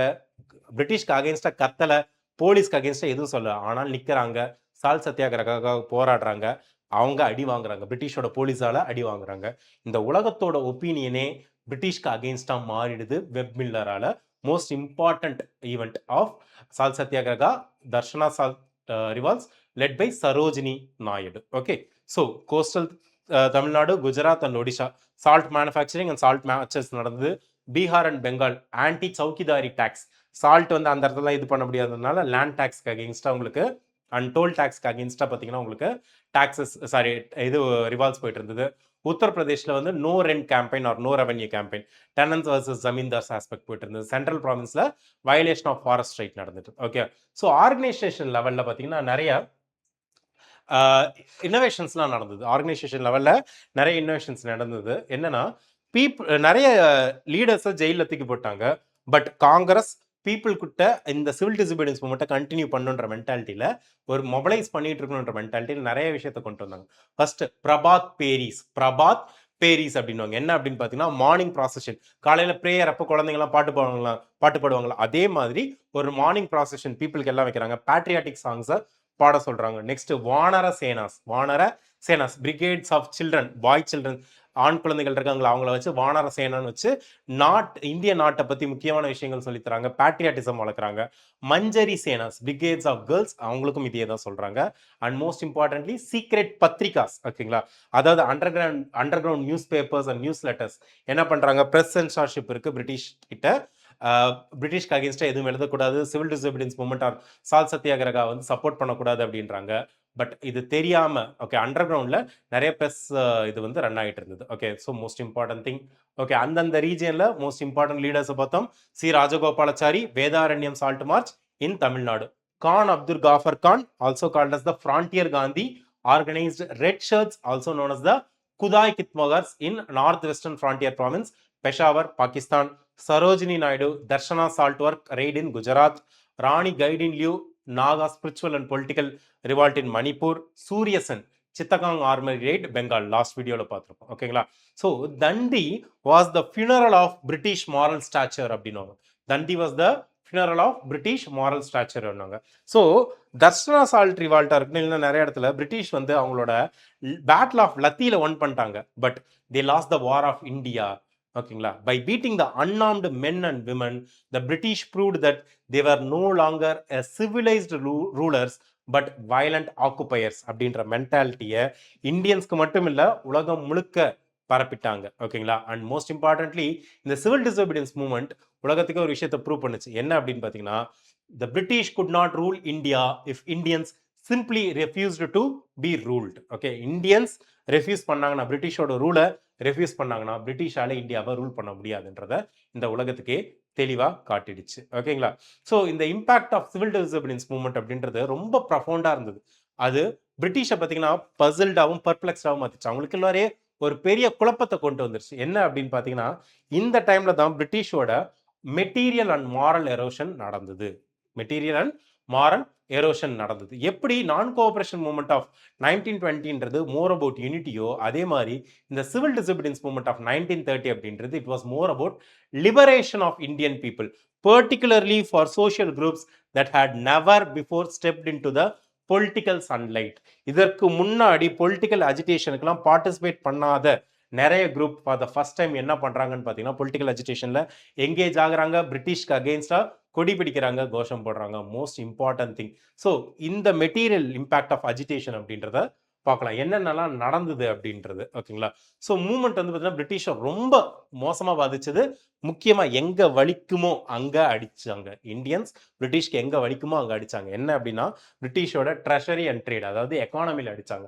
First trade collapse, imports of foreign clothes அப்படின்றது கம்ப்ளீட்டாக பிளமட் ஆனிச்சு. ஓகேங்களா, ஏன்னா பாய்காட் ஆஃப் பிரிட்டிஷ் கிளாத்ஸ் அப்படின்றது ஒரு சோஷியல் நாமாவே மாறுனுச்சு. ரெண்டாவது ரெவன்யூ லாஸ், கவர்மெண்ட் வந்து ஒரு ட்ரிபிள் ப்ளோ ஃபேஸ் பண்ணாங்க. ஓகேங்களா, 3 இடத்துல அடி வாங்கினாங்க. First loss of land revenue, ஏன்னா நோ டாக்ஸ் கேம்பெயின் ரன் ஆனிச்சு. ரெண்டாவது எக்ஸைஸ் டியூட்டி பே பண்ண கிடைக்கல, எதுக்காக, liquor boycott. Okay, liquor boycott and salt tax pay பண்ண மாட்டோம்னாங்க. ஓகேங்களா, ஸோ 3 இடத்துலையும் அடி வாங்கினாங்க. பொலிட்டிக்கல் பாய்காட் நடந்தது. லெஜிஸ்லேட்டிவ் அசம்பிளி எலெக்ஷன்ஸ் எல்லாம் பார்த்தீங்கன்னா இந்தியன்ஸால கம்ப்ளீட்டா ஆர் மோஸ்ட்லி இக்னோர் பண்ணிட்டாங்க. கவர்மெண்ட் வந்து பார்த்தீங்கன்னா ரிஃபார்ம்ஸ் கொடுக்குறேன், டெமோக்ராட்டிக் லெஜிட்டிமசி கொடுக்குறேன் அப்படின்னு சொல்லுவாங்க பார்த்தீங்களா, அந்த மாதிரியான எந்த ஒரு ட்ராமாவும் இப்போ போட முடியல. அண்ட் மோஸ்ட் இம்பார்ட்டன்ட்லி இந்தியன்ஸோட மாஸ் பார்ட்டிசிபேஷன் நடந்தது, ஒரு சோஷியல் டிரான்ஸ்ஃபர்மேஷன் கொடுத்தது. ஸோ இந்த சிவில் டிசோபீடியன்ஸ் மூவ்மெண்ட் அப்படின்றது ஷிஃப்ட் இன் சோஷியல் பேஸ் ஆகும். ஓகேங்களா, ஷிஃப்ட் இன் சோஷியல் பேஸ் காட்டுச்சு. என்ன அப்படின்னு பார்த்தீங்கன்னா ஒவ்வொரு சோஷியல் குரூப்பும் அவங்களோட நேச்சர் ஆஃப் பார்ட்டிசிபேஷன் எப்படி இருந்ததுன்னு பார்க்கலாம். First women. Okay, the most significant feature of civil disobedience movement, women largely entered the public sphere in thousands. எதுக்காகனா லிக்கர் ஷாப்ஸ் இருக்கு பார்த்தீங்களா, அதுக்கு அகெயின்ஸ்டாகவும் கிளாத் ஷாப்ஸ்க்கு அகெயின்ஸ்டாகவும் வந்தாங்க. எதுக்காகனா இது அவங்களோட ஒரு பொலிட்டிக்கல் பேப்டிசம்னு கூட சொல்லலாம். பெண்கள் முதன்முறையாக பெரிய அளவில் உங்களுக்கு பொலிட்டிக்கல் இதில் எங்கேஜ் ஆனது இந்த சிவில் டிசோபீடியன்ஸ் மூவ்மெண்ட்ல தான். ரெண்டாவது பிஸ்னஸ் கிளாஸ், மெர்ச்சன்ஸாக இருக்கட்டும், பெட்டி ட்ரேடர்ஸாக இருக்கட்டும், பர்டிகுலராக தமிழ்நாடு, பஞ்சாப் மாதிரியான ரீஜன்லாம் பார்த்தீங்கன்னா இவங்க தான் இந்த பாய்காட்டோட பேக் போனாவே இருந்தாங்க. பர்டிகுலரா ஃபாரின் குட்ஸ் எதையுமே ஸ்டாக் பண்ண மாட்டோம் அப்படின்னு சொன்னாங்க. இது பிரிட்டிஷோட எக்கனாமிக் ரெவன்யூக்கு மிகப்பெரிய அடியா இருந்தது. அண்ட் நெக்ஸ்ட் முஸ்லிம்ஸ் பார்ட்டிசிபேஷன் வந்து 1920s நான் கோஆபரேஷன் மூவ்மெண்ட்டோட கம்மியாக தான் இருந்தது. பட் பர்டிகுலராக பார்த்தீங்கன்னா நார்த் வெஸ்ட் ஃப்ரான்டியர் ப்ராவின்ஸ் மாதிரியான இடங்கள்ல குடாய் கித்மகர்ஸ் ஓகேங்களா, அவங்களால பார்த்தீங்கன்னா அதிகமாக இருந்தது. Particularly Muslim weaving communities in Bihar and Uttar Pradesh அதிகமாக பார்ட்டிசிபேட் பண்ணாங்க. And most important thing tribal participation in civil disobedience movement. இவங்கெல்லாம் பார்த்தீங்கன்னா சென்ட்ரல் இந்தியாலையும் சரி மகாராஷ்டிராலையும் சரி ரொம்ப ஆக்டிவாக இருந்தாங்க. பிரைமரியாக பார்த்தீங்கன்னா உங்களுக்கு ஃபாரஸ்ட் லா, பிரிட்டிஷோட ஃபாரஸ்ட் லாவை வயலேட் பண்ணாங்க. கிரேசிங் லாஸ், டிம்பர் லாஸ் இது எல்லாத்தையும் வயலேட் பண்ணாங்க. இது பிரிட்டிஷ்க்கு ரொம்ப பெரிய அடியாக இருந்தது. அண்ட் ஒர்க்கர்ஸ் அண்ட் பெசன்ஸ், ஒர்க்கர்ஸ் பார்த்தீங்கன்னா இண்டஸ்ட்ரியல் ஹப்ஸான ஷொலாப்பூர், மெட்ராஸ் ஓகேங்களா, சூளைமேடு அந்த இடத்துலலாம் பார்த்தீங்கன்னா ஹை லெவலில் பார்ட்டிசிபேட் பண்ணாங்க. அண்ட் குஜராத்தோட பர்தோலி, உத்தரப்பிரதேஷ் இந்த இடத்துலலாம் பார்த்தீங்கன்னா பெசன்ஸ்லாம் நோ ரெண்ட் கேம்பெயின் ரன் பண்ணாங்க ஓகேங்களா. ஸோ கவர்மெண்ட்டுக்கு இந்த டைமில் ஒரு கிளாசிக் டைலமாவே வந்துருச்சு. கவர்மெண்ட்டோட சைட்லேருந்து ஒரு கிளாசிக் டைலமா வந்துருச்சு. என்ன அப்படின்னு பார்த்தீங்கன்னா, லிசன், ஏதாச்சும் செஞ்சாலும் இப்போ ஆபத்து, செய்யலனாலும் ஆபத்து அப்படின்ற சுச்சுவேஷனுக்கு கவர்மெண்ட் இப்போ போயிட்டாங்க. ஸோ லார்ட் இர்வினோட அட்மினிஸ்ட்ரேஷன் அப்போ ரொம்ப சிக்கலான சுச்சுவேஷனில் இருந்தாங்க. இந்த டைமில் ஃபோர்ஸ் யூஸ் பண்ணாங்கன்னா என்ன ஆகும்? Oppressors, repressive ideology and uncivilised British government அப்படின்னு சொல்லிட்டு குளோபல் ப்ரெஸ்னால பர்டிகுலராக பார்த்தீங்கன்னா தர்ஷனா சால்ட் சத்தியாகிரகா பற்றி இன்டர்நேஷனல் லெவலில் நியூஸ் போனப்பமேட்டு இந்த பிரிட்டிஷ் கவர்மெண்ட் மேலே அவ்வளோ பெரிய ஒர்ஸ்டான இமேஜ் விழுந்தது. இப்போ ஃபோர்ஸை யூஸ் பண்ணலன்னா என்ன ஆகும்? காங்கிரஸ் நாங்கள் விக்டரி அடைஞ்சிட்டோம்னு கிளைம் பண்ணுவாங்க ஓகேங்களா. அண்ட் பிரிட்டிஷ் அத்தாரிட்டி வீக்காக தெரியும். ஸோ ஃபோர்ஸை யூஸ் பண்ணாலும் பிரச்சனை, ஃபோர்ஸை யூஸ் பண்ணனாலும் பிரச்சனை. ஸோ ஒரு கிளாசிக் டைலமால இர்வினோட அட்மினிஸ்ட்ரேஷன் மாட்டிக்கிட்டு இருந்தது. பட் வேற வழியே இல்லாமல் கவர்மெண்ட் என்ன பண்ணாங்க, பிரிட்டிஷ் கவர்மெண்ட் ஒரு மிடில் பாத்துக்கு வந்தாங்க ஓகேங்களா. என்ன அப்படின்னு பார்த்தீங்கன்னா ப்ரெஸ் எல்லாத்தையும் கண்ட்ரோல் பண்ணாங்க. அண்ட் கிட்டத்தட்ட 90,000 சத்தியாகிரகிஸை அரெஸ்ட் பண்ணாங்க. பட் இதனால கூட அந்த சிவில் டிசோபீடியன்ஸ் மூவ்மெண்ட்டோட மாரலை பிரேக் பண்ண முடியலை, ஓகேங்களா. அண்ட் கவர்மெண்ட் வந்து இந்தியன்ஸ் கூட ஒரு ட்ரூஸ் பீஸ் அக்ரிமெண்ட் போட ட்ரை பண்ணாங்க. பட் அல்டிமேட்லி அதுவும் முடியல. என்ன அப்படின்னு பார்த்தீங்கன்னா சைமன் கமிஷன் ரிப்போர்ட் ஃபெயிலியர் ஆயிடுச்சு. அது எந்த ஒரு குரூப்பையும் பார்த்தீங்கன்னா பேசிஃபை பண்ண முடியல. ஸோ இர்வின் என்ன பண்ணாருன்னு பார்த்தீங்கன்னா ஒரு ஓப்பன் டயலாக்கு வராரு ஓகேங்களா. மீடியேட்டர்ஸாக யார் இருக்காங்க? மாடரேட் லீடர்ஸான தேஜ் பகதூர் சப்ரு, எம்ஆர் ஜெயக்கர், இவங்கெல்லாம் பார்த்தீங்கன்னா ரெண்டு குரூப்புக்கு நடுவில் பார்த்தீங்கன்னா காமனாக இருக்க ட்ரை பண்ணுறாங்க ஓகேங்களா.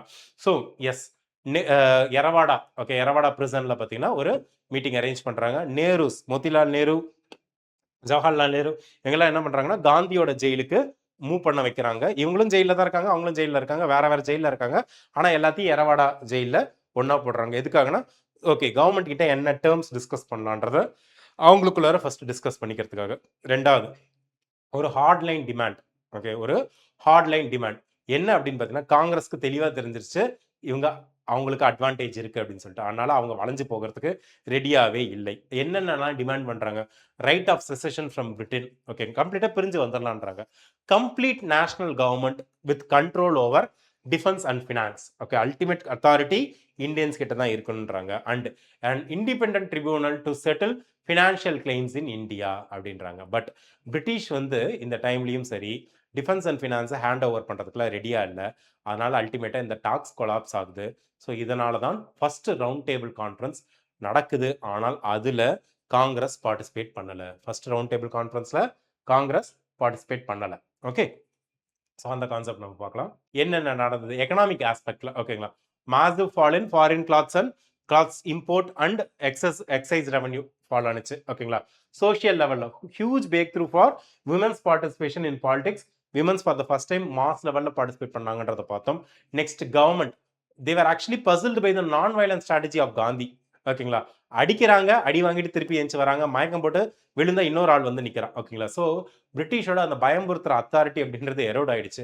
டிப்ளமசி ஓகே, சப்ரு ஜெயக்கர்லாம் மீடியேட் பண்ணுறாங்க.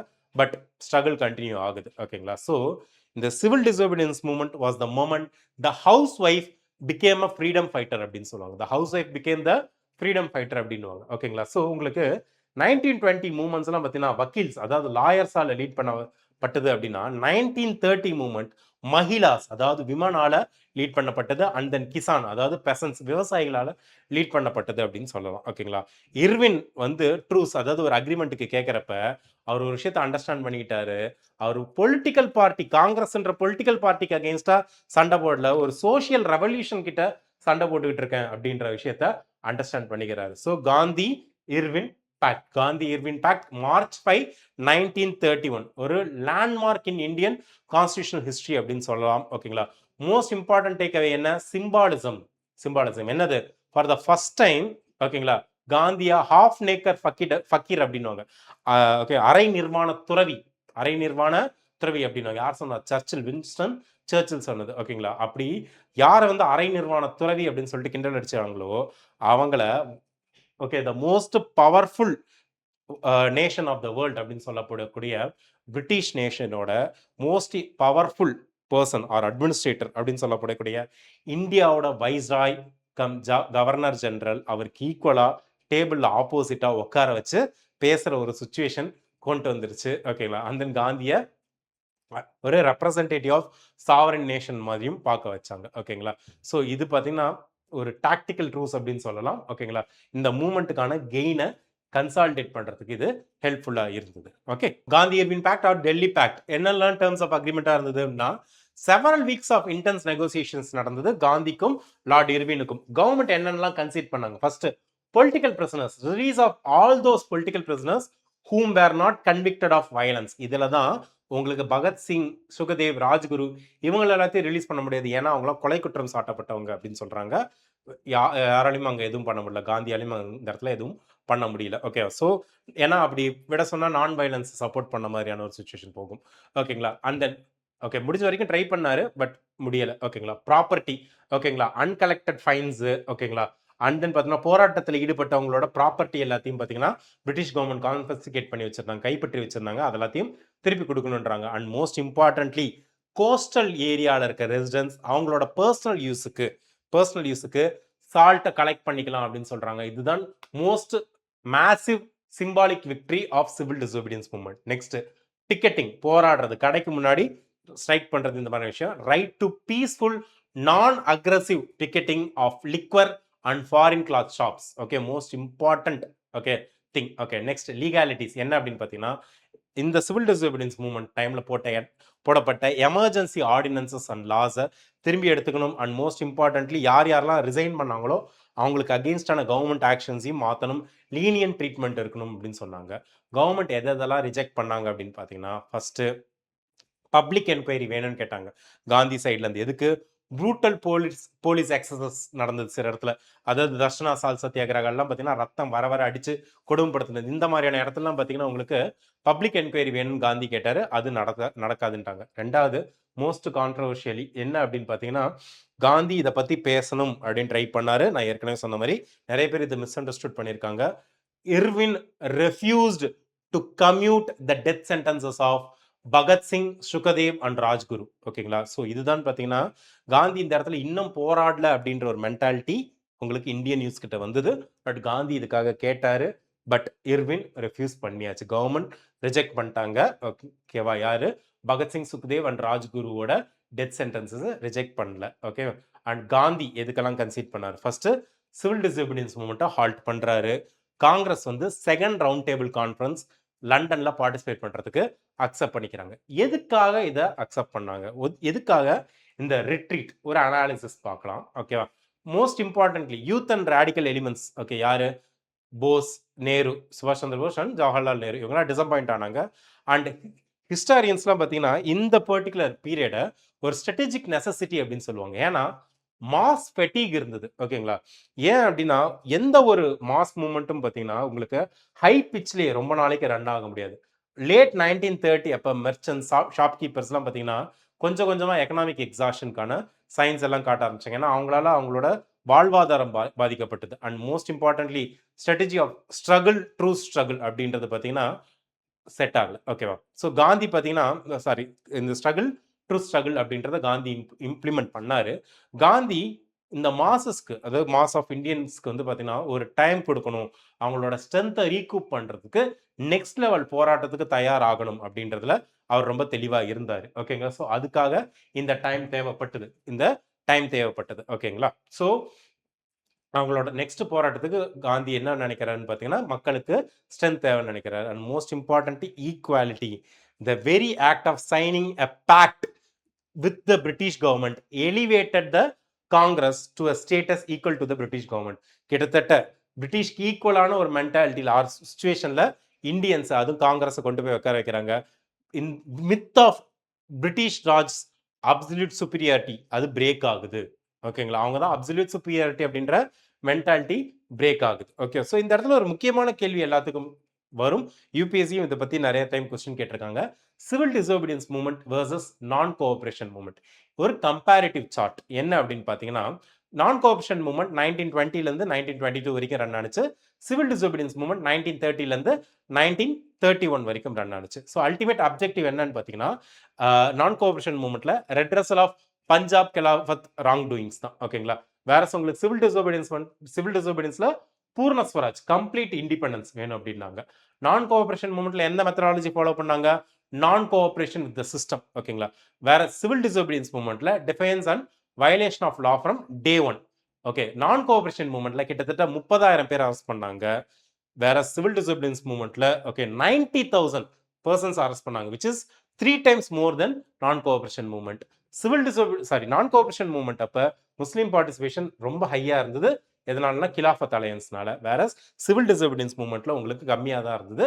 Accept for areas such as north western frontier province, Uttar Pradesh இந்த இடத்துலாம். Social base of non cooperation movement middle class and students. வேற social base of civil disobedience movement peasants and business groups, they have led the way of civil disobedience movement. And then organization, non cooperation மூவ்மெண்ட்ல பார்த்தீங்கன்னா காங்கிரஸா இருக்கட்டும் இல்ல பீப்புளோட ஆர்கனைசேஷன்ன்றது developing ஸ்டேஜில் தான் இருந்தது. வேற சிவில் டிசோபீடியன்ஸ் மூவ்மெண்ட்ல இது ஸ்ட்ராங்காகவும் டிசிப்ளின்டாகவும் காங்கிரஸோட ஸ்ட்ரக்சரை மாத்துனுச்சு. ஓகே. So what is the impact of Gandhi Irwin pact? What is the impact of Gandhi Irwin pact? Okay.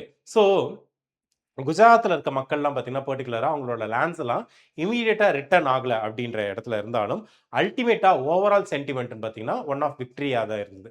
எதுக்காக அப்படின்னு பார்த்தீங்கன்னா இந்த சிவில் டிசோபீடியன்ஸ் மூவ்மெண்ட் அப்படின்றது பிரிட்டிஷ் எம்பையரை நெகோஷியேட் பண்ணுறதுக்கு தள்ளுச்சு. ஓகேங்களா? அண்ட் எந்தெந்த பொலிட்டிக்கல் பிரசன்லாம் இந்த டைம்ல ரிலீஸ் ஆனாங்களோ அவங்க எல்லாத்தையும் ஒரு ஹீரோ மாதிரி மக்கள் வெல்கம் பண்ணாங்க. இது பிரிட்டிஷ்க்கு ரொம்ப பெரிய அடியா இருந்தது. ஓகேங்களா? அந்த இன்டர்நேஷனல் லெவல்ல பிரிட்டிஷோட பிரஸ்டீஜ் டேமேஜ் ஆனிச்சு. அது மட்டும் இல்லாமல் இந்த உலகமே இப்ப இந்தியன் நேஷனல் காங்கிரஸை லெஜிட்டிமேட் வாய்ஸ் ஆஃப் இந்தியன் பீப்புளா பார்க்க ஆரம்பிச்சாங்க. ஓகேங்களா? அண்ட் மோஸ்ட் இம்பார்ட்டன்ட்லி ஒரு விஷயத்தை ஹிஸ்டாரியன் சொல்லுவாங்க, Irwin did not give Gandhi freedom, he gave him recognition. Gandhi கேட்ட ஃப்ரீடத்தை இர்வின் கொடுக்கல, ஆனால் காந்தி அப்படின்ற ஒரு தேச தலைவர் அப்படின்ற ரெகக்னிஷனை இப்ப இர்வின் தந்தாச்சு. ஓகேங்களா? இர்வின் வேற வழியே இல்லாம தந்துட்டாரு. என்ன அப்படின்னு பார்த்தீங்கன்னா material gains of the pact அப்படின்றது ரொம்ப கம்மி தான், மாடஸ்ட் தான். பட் பொலிட்டிக்கல் கெயின் தான் ஹை லெவல்ல இருந்தது. ஸோ இந்த பேக்டுக்கு அக்ரி பண்றதுனால பிரிட்டிஷ் ஒரு விஷயத்தை அக்செப்ட் பண்ணிட்டாங்க, அட்மிட் பண்ணிட்டாங்க. என்ன அப்படின்னு பார்த்தீங்கன்னா இதுக்கு மேல காங்கிரஸோட கன்சென்ட் இல்லாம இந்தியாவை ரூல் பண்ண முடியாது அப்படின்றத பிரிட்டிஷ் அண்டர்ஸ்டாண்ட் பண்ணிட்டாங்க. பட் இது எல்லாம் பார்த்தீங்கன்னா உங்களுக்கு சில வாரங்கள்லே மார்ச் 23, 1931 மார்ச்சியஸ் டேன்னுவாங்க. பகத்சிங் தூக்கில் போட்ட நாள். பகத்சிங், ராஜ்குரு அண்ட் சுக்தேவ் இவங்க 3 பேத்தையும் தூக்கில் போட்டது. ஓகேங்களா? ஸோ இந்த truce between British and Congress was a fragile truce அப்படின்ற மென்டாலிட்டியை இங்கே கிரியேட் பண்ணிடும். ஓகேங்களா? So next is Karachi session of 1931. Karachi session of 1931. So most important session next லாகூர் செஷன். எதுக்காக அப்படின்னா கவர்னன்ஸ் அண்ட் கான்ஸ்டியூஷன் பெர்ஸ்பெக்டிவ்ல ரொம்ப இம்பார்ட்டன்ட். லாகூர் செஷன் வந்து இந்தியன்ஸ்க்கு கோல் கொடுத்தது அப்படின்னா, அதாவது பூர்ண ஸ்வராஜ்ன்ற கோலை கொடுத்ததுன்னா, Karachi session gave the blue print of what the freedom would actually look like for the common man.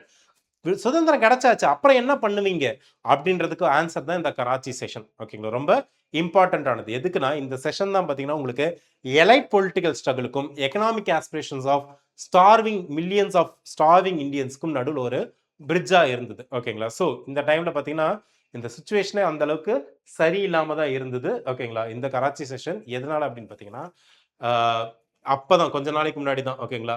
6 days prayer தான். மார்ச் 23 அப்போ பகத்சிங், சுக்தேவ், ராஜ்குரு 3 பேத்தையும் தூக்கில் போட்டிருந்தாங்க. அதனால காந்தி இந்த செஷனுக்கு வர வழி முழுக்க ஓகேங்களா யங்ஸ்டர்ஸ் கிட்ட இருந்து ரொம்ப பெரிய எதிர்ப்பு இருந்தது. பர்டிகுலரா members of Punjab Naujawan Bharat Sabha okay, பகத்சிங்கோட பஞ்சாப் நவஜவான் பாரத் சபா காந்தியை வழிநெடுக்க பார்த்தீங்கன்னா பிளாக் ஃபிளாக் காட்டி வரவேற்றாங்க.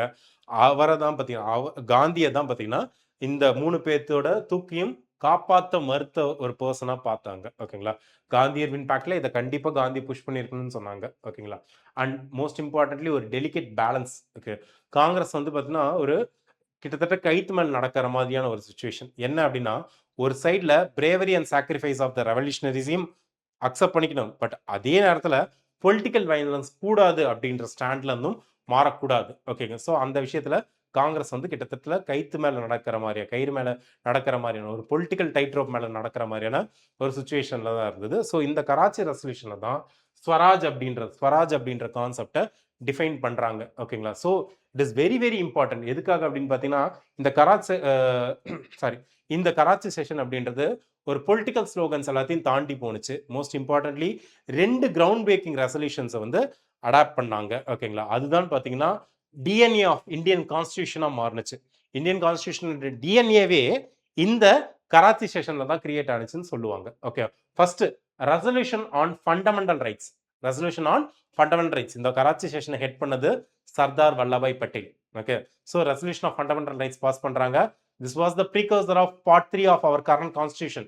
Fundamental rights of current Indian கான்ஸ்டியூஷனோட precursor எதுனா resolution on fundamental rights passed in the Karachi session of 1931. First civil liberties, free speech, press and right to assemble or to form associations வேணுன்றாங்க. Next equality, universal adult franchise and equal legal rights regardless of caste, creed or sex. Okay, or அதாவது gender. ஓகேங்களா, next secularism, strict neutrality of the state in religious matter. ஒரு நாடு ஒரு அரசாங்கம்ன்றது religious விஷயத்துல தலையிடக்கூடாதுன்றாங்க. Next minority rights, protection of culture, language and script. Okay, next second part resolution on national economic programme. Fundamental rights ரெசல்யூஷனுக்கு அடுத்து second resolution on national economic programme. For the first time Congress வந்து socialism அப்படின்றத அவங்களோட official பிளாட்ஃபார்ம்குள்ள நினைக்கிறாங்க.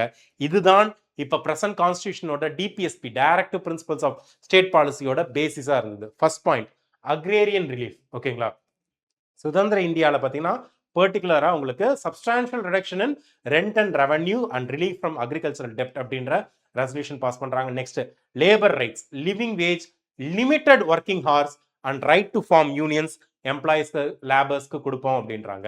State control, ownership and control of key industries, mines and transport. ஓகேங்களா, இதுதான் பார்த்தீங்கன்னா உங்களுக்கு போஸ்ட் இண்டிபெண்டன்ட் இந்தியாவோட மிக்ஸ்டு எக்கானமியோட பேக் போனாவே ஆர் ஃபவுண்டேஷனாவே இந்த ரெசல்யூஷன் தான் இருந்தது. ஓகே, ஸோ இந்த கராச்சி செஷன் அப்படின்றது எதுக்காக ரொம்ப இம்பார்ட்டன்ட், எந்த ரீசன்னால இந்த கராச்சி செஷன்றது ரொம்ப இம்பார்ட்டன்ட் அப்படின்னு பார்த்தீங்கன்னா, உங்களுக்கு ஃபர்ஸ்ட் ஐடியாலஜிக்கல் லெவலில் காங்கிரஸோட ஷிஃப்ட் வந்து பொலிட்டிக்கல் ஃப்ரீடம் அப்படின்ற ஃபோக்கஸ்ல இருந்து எக்கனாமிக் ஃப்ரீடம் அப்படின்ற ஆஸ்பெக்டுக்கு மாத்துனுச்சு. கான்ஸ்டியூஷனல் லெவலில் பார்த்தீங்கன்னா for the first time first formal list of fundamental rights of இந்தியாவை பற்றி பேசுறாங்க. சோஷியலிஸ்ட் ஆஸ்பெக்ட்ல பார்த்தீங்கன்னா rising influence of Nehru and Bose, socialist Congress leaders, அவங்களோட இன்ஃப்ளூயன்ஸை காங்கிரஸ்குள்ளார இருக்கு அப்படின்றத காட்டினதும் பார்த்தீங்கன்னா இந்த பர்டிகுலர் மீட்டிங் தான். அண்ட் கம்யூனல் லெவலில் பார்த்தீங்கன்னா செகுலரிசம் அப்படின்றத இந்தியன் கான்ஸ்டியூஷனோட பேசிக் ஸ்ட்ரக்சரா இப்ப இருக்குன்னா அதுக்கான ஃபவுண்டேஷன் போடப்பட்டதும் இந்த கராச்சி செஷன்ல தான். ஓகேங்களா, சோ இந்த கராச்சி செஷன்ல என்ன ஆகுதுன்னு பாத்தீங்கன்னா காந்தி இர்வின் பேக்டை அபிஷியலா அப்ரூவ் பண்றாங்க. அண்ட் தென் காங்கிரஸோட அல்டிமேட் எய்ம் பூர்ண ஸ்வராஜ் தான் அப்படின்றத கண்டினியூ பண்றாங்க. And sacrifice of Bhagat Singh, Rajguru, Sukhdev இந்த மாதிரியான மார்டியர்ஸோட சாக்ரிஃபைஸை ரெக்கக்னைஸ் பண்றாங்க. And political freedom must include economic freedom அப்படின்ற காங்கிரஸோட ஐடியாலஜியை ரொம்ப ஸ்ட்ராங்கா இந்த இதுல தான் சொல்றாங்க. ஓகேங்களா, so Karachi was where the people's charter was signed அப்படின்னுவாங்க. ஓகே, ஸோ இப்போ கராச்சி ரெசல்யூஷன் அதையும் ப்ரீஆம்பிள் ஆஃப் கான்ஸ்டியூஷனையும் fundamental rights and DPSP of current கான்ஸ்டியூஷனையும் நீங்கள் கம்பேர் பண்ணீங்கன்னா கிட்டத்தட்ட எல்லாமே ஐடென்டிக்கலாக இருக்கும். ஓகே, எல்லாமே identical. I want you to do this aspirants. போயிட்டு கராச்சி ரெசல்யூஷனை ஸ்பெக்ட்ரம் புக்கில் எடுத்து வச்சுட்டு உங்களோட polity book let it be Laxmikanth or எந்த புக்காக இருந்தாலும் எடுத்து preamble, fundamental rights and DPSP இது எல்லாத்தையும் சைமல்டேனியஸாக படிச்சு பாருங்க. 1931 எப்படி 1947 டு 1949 வரைக்கும், 1946லேருந்து 1949 வரைக்கும் கிரியேட் பண்ண கான்ஸ்டியூஷனுக்கு 1931 எப்படி பேஸ் போட்டாங்கன்றத கிளியராக நீங்கள் அண்டர்ஸ்டாண்ட் பண்ணிப்பீங்க. ஓகேங்களா, இந்த மொமெண்ட்ல தான் காங்கிரஸ் வந்து பார்த்தீங்கன்னா மில்லியன்ஸ் ஆஃப் ஸ்டார்விங் இந்தியன்ஸ்க்கு இண்டிபெண்ட் இந்தியா அப்படின்றது ஜஸ்ட் ஒரு change of colour of the flag or just the change of colour of the ruler ஸ்கின்னா மட்டும் இருக்காது, but a change in quality of the poor man's லைஃபா இருக்கும் அப்படின்றத உணர்த்துறாங்க. ஸோ இதை ஃபாலோ பண்ணி நடந்தது தான் round table conferences. Round table conferences 1930லேருந்து 1932 வரைக்கும் நடந்தது. Okay, so it represented a critical period where the British attempted to manage Indian aspirations through divide and rule diplomacy in London. அதே பழைய பாலிசி தான். Okay, divide and rule. ஓகேங்களா? So இந்த கான்ஃபரன்சஸ்லாம் பார்த்தீங்கன்னா constitutional progress stall ஆன அதே நேரத்தில் காந்தி வந்து அவரோட பெஸ்ட் எஃபர்ட்டை போடுறாரு. செகண்ட் செஷன் தான் காந்தி காங்கிரஸ் அட்டன் பண்ண ஒரே செஷன் செகண்ட் செஷன் தான். ஓகேங்களா? ஸோ முடிஞ்ச வரைக்கும் முயற்சி பண்ணுறாரு, ஆனால் நடக்கலை அப்படின்றது தான் எப்படின்றத பார்க்க போகிறோம். Okay, so the first round table conference November 1930 to January 1931 நடந்தது. For the first time Indians were invited to sit as equals with the British. But however, from the beginningல இருந்தே இந்த first round table conference fundamentally ஃப்ளாடா தான் இருந்தது. எதனாலனா the great absence. Indian National Congress அந்த டைம்ல சிவில் டிசோபீடியன்ஸ் மூவ்மெண்ட்ல ஆக்குபை ஆயிருக்காங்க. இந்த ஃபர்ஸ்ட் ரவுண்ட் டேபிள் கான்ஃபரன்ஸை அட்டன் பண்றதுக்கு ரெஃப்யூஸ் பண்றாங்க. யாரெல்லாம் பார்ட்டிசிபேட் பண்ணாங்கன்னா கிட்டத்தட்ட இந்தியாவில இருந்து 89 டெலிகேட்ஸ் பார்ட்டிசிபேட் பண்ணியிருந்தாங்க, including the princely states, Muslim League, liberals and the depressed class represented by Dr. B.R. Ambedkar and from Tamil Nadu, Rettamalai Srinivasan. Please go and search about this person. Very, very, very crucial representative of depressed class from Tamil Nadu. Okay, so Ambedkar கூட ஒரு நல்ல ரிலேஷன்ஷிப்ல இருந்தாரு. Please check about Rettamalai Srinivasan. Okay, so what is the outcome of this first round table conference அப்படின்னா, இந்த கான்ஃபரன்ஸ்ல federation idea for இந்தியாவை accept பண்ணிட்டாங்க. But without the Congress, British ஒரு விஷயத்தை அண்டர்ஸ்டாண்ட் பண்ணிட்டாங்க. எந்த ஒரு கான்ஸ்டியூஷனல் ஸ்கீமா இருந்தாலும் பார்த்தீங்கன்னா அது ஒரு ராஜா இல்லாத ஒரு நாடாக தான் இருக்கும் அப்படின்ற. காங்கிரஸ் இல்லாமல் நீங்கள் ஒரு போடுற மீட்டிங் அப்படின்றது ராஜா இல்லாத நாடு மாதிரி தான் இருக்கும் அப்படின்றத அண்டர்ஸ்டாண்ட் பண்ணிக்கிறாங்க. செகண்ட் ரவுண்ட் டேபிள் கான்ஃபரன்ஸ் நடக்குது செப்டம்பர் டு டிசம்பர் 1931 அப்போ. செப்டம்பர் டு டிசம்பர் 1931 அப்போ most important round table conference. ஏன்னா காந்தி இர்வின் பேக்டை தொடர்ந்து இது நடந்தது. காந்தி லண்டனுக்கு போறாரு, சோல் ரெப்ரசன்டேட்டிவ் ஆஃப் காங்கிரஸா. ஒரு பொலிட்டிக்கல் கிளைமேட் சேஞ்ச் நடக்குது. First hostile viceroy Lord Irwin வந்து பார்த்தீங்கன்னா அந்த டைம்ல லார்ட் வில்லிங்டன் அப்படின்ற பர்சனால ரீப்ளேஸ் பண்ணப்படுறாரு. He is very hostile to Indian situation. Okay, and பிரிட்டிஷும் பார்த்தீங்கன்னா என்ன ஆகுது அப்படின்னு பார்த்தீங்கன்னா, இதுக்கு முன்னாடி ஒரு சிம்பத்தட்டிக் லேபர் கவர்மெண்ட் இருந்தாங்க. பட் இந்த டைம்ல conservative okay national government. And இந்த டைம்ல தான் வின்ஸ்டன் சர்ச்சில் வந்து பார்த்தீங்கன்னா right wing outright against. Okay, Gandhi கூட பேசவே கூடாது அப்படின்ற ஐடியாலஜி உள்ள வின்ஸ்டன் சர்ச்சில் இந்த டைம்ல இருந்தார். ஓகேங்களா? ஸோ டெட்லாக் எங்க வந்தது அப்படின்னு பார்த்தீங்கன்னா மைனாரிட்டிஸ் கொஸ்டின் அப்போ காந்தி என்ன சொல்றாருன்னா, Congress represented all of India அப்படின்றாங்க. ஹவவர் பிரிட்டிஷ் என்ன பண்றாங்கன்னா, மற்ற டெலிகேட்ஸ்லாம் இருக்காங்கல்ல, ஸோ அவங்கள வச்சு காந்தியை அண்டர்மைன் பண்றாங்க. ஓகேங்களா? So first minorities pact, Muslims, depressed class, Christians, Anglo Indians இவங்க எல்லாம் பார்த்தீங்கன்னா அவங்களுக்கு சேர்ந்துட்டு செப்பரேட் எலக்ட்ரேட் வேணுன்றாங்க. அந்த டைம்ல தான் காந்தி வர்சஸ் அம்பேத்கர்ன்ற ஒரு சுச்சுவேஷன் கிரியேட் ஆகுது. அம்பேத்கர் செப்பரேட் எலக்ட்ரேட் வேணுன்றாரு அன்டச்சபிள் டிப்ரெஸ்ட் கிளாஸ் பீப்புளுக்காக. ஏன்னா அவங்கள டிஸ்டிங் மைனாரிட்டியா பார்க்கணுன்றாங்க. காந்தி இதை வெஹமெண்டா அப்போஸ் பண்றாரு. ஓகேங்களா? அண்ட் தென் இந்த அன்டச்சபிள்ஸ் நீங்க சொல்றவங்களும் பார்த்தீங்கன்னா ஹிந்துஸ் தான். அவங்களுக்கு செப்பரேட் எலக்ட்ரேட் கொடுக்கறது அப்படின்றது ஹிந்து சொசைட்டியை டிவைட் பண்ற மாதிரி ஆயிடும் அப்படின்னு சொல்லிட்டு காந்தி சொல்றாரு. பட் இதோட அவுட்கம் என்ன ஆகுதுன்னு பார்த்தீங்கன்னா, காந்தி இந்தியாவுக்கு வெறும் கையோட தான் ரிட்டர்ன் வந்தது சொல்லுவாங்க. Gandhi return India empty handed. Okay, so why the session ended with the prospect of British Communal Award. ஓகேங்களா? ஏன்னா இந்தியன்ஸால ஷேர் ஆஃப் பவருக்கு அக்செப்ட் பண்ணிக்க முடியல. ஓகே, ஸோ நெக்ஸ்ட் நடந்தது தான் third round table conference November to December 1932 அப்போ. 1932 அப்போ கம்ப்ளீட்டாக பார்த்தீங்கன்னா அந்த மொமெண்டம், இதுக்கு முன்னாடி இருந்த மொமெண்டம் ஃபேட் ஆயிடுச்சு. பாய்காட் மறுபடியும் பார்த்தீங்கன்னா இந்தியாவுக்கு வந்த Gandhi civil disobedience movement launch பண்ணிட்டாரு. காங்கிரஸ் வந்து கம்ப்ளீட்டா இந்த தேர்ட் ரவுண்ட் டேபிள் கான்ஃபரன்ஸை இக்னோர் பண்ணிட்டாங்க. And major of other half of Indian லீடர்ஸும் பார்த்தீங்கன்னா இதுல இருந்து ஸ்டே அவே தான் பண்ணியிருந்தாங்க. ஓகே, ஸோ இந்த 3 ரவுண்ட் டேபிள் கான்ஃபரன்ஸை பேஸ் பண்ணி சைமன் கமிஷன் ரிப்போர்ட்டை பேஸ் பண்ணி என்ன பண்றாங்க, பிரிட்டிஷ் கவர்மெண்ட் ஒரு ஒயிட் பேப்பர், ஓகேங்களா, ஒரு அறிக்கையை பாஸ் பண்றாங்க. அதுதான் ஒயிட் பேப்பர் அப்படின்வாங்க. 1933 பாஸ் பண்றாங்க. இந்த ஒயிட் பேப்பர் ஆஃப் 1933 தான் கவர்மெண்ட் ஆஃப் இந்தியா ஆக்ட் 1935க்கு பேஸாவே இருந்தது. ஓகே, 1935 கவர்மெண்ட் ஆஃப் இந்தியா ஆக்டுக்கு பேஸாவே இதுதான் இருந்தது. ஓகேங்களா?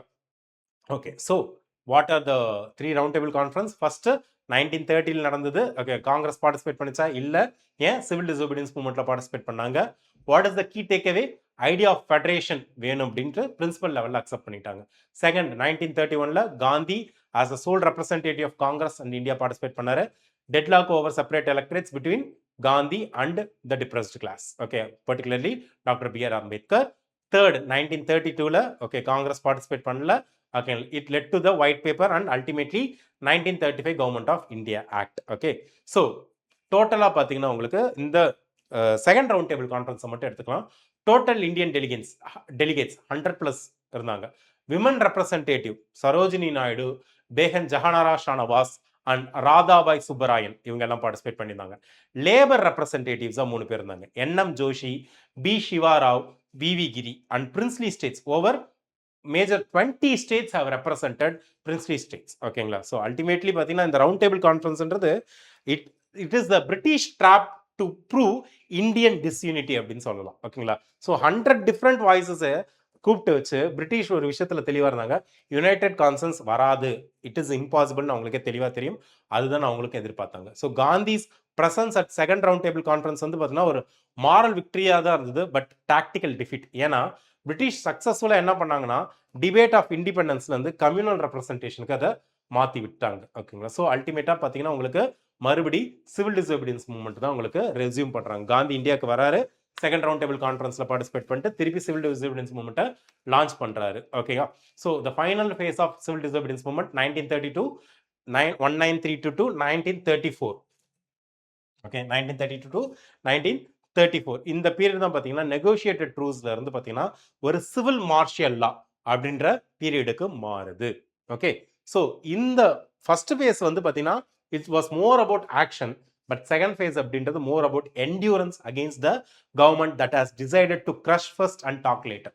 முதல்ல என்ன பண்றதுன்னு கவர்மெண்ட் தெரியாம முடிச்சிட்டு இருந்தாங்க. இப்ப கெட்ட பேர் தான் ஏற்கனவே வந்துருச்சு, அடிச்சு நொறுக்கு அப்படின்ற மென்டாலிட்டிக்கு கவர்மெண்ட் வந்துட்டாங்க. ஓகே, ஸோ ஒரு ஃபெஜைல் ட்ரூஸ் தான் நடந்தது மார்ச் டு டிசம்பர் 1931. அப்ப காந்தி லண்டன்ல இருக்கிறப்ப என்ன ஆகுது அப்படின்னு பார்த்தீங்கன்னா கம்ப்ளீட்டாகவே இந்தியாவில் வந்து இந்த ஸ்பிரிட் ஆஃப் டிஃபென்ஸ் அப்படின்றது தூங்கிடல. ஓகேங்களா? ஸோ இந்த ட்ரூஸ் பீரியட் கூட ஓகேங்களா காந்தி இர்வின் பேக்டோட ட்ரூஸ் பீரியட் கூட பார்த்தீங்கன்னா லோக்கலைஸ்டு ஸ்ட்ரகிள்ஸ் நிறைய இந்தியாவில் நடந்துகிட்டே இருந்தது. அது அட்மினிஸ்ட்ரேட்டிவ் மிஷனரிஸ் ஆஃப் பிரிட்டிஷை ஒரு ப்ரெஷர்லேயே தான் வச்சுக்கிட்டு இருந்தது. ஓகேங்களா?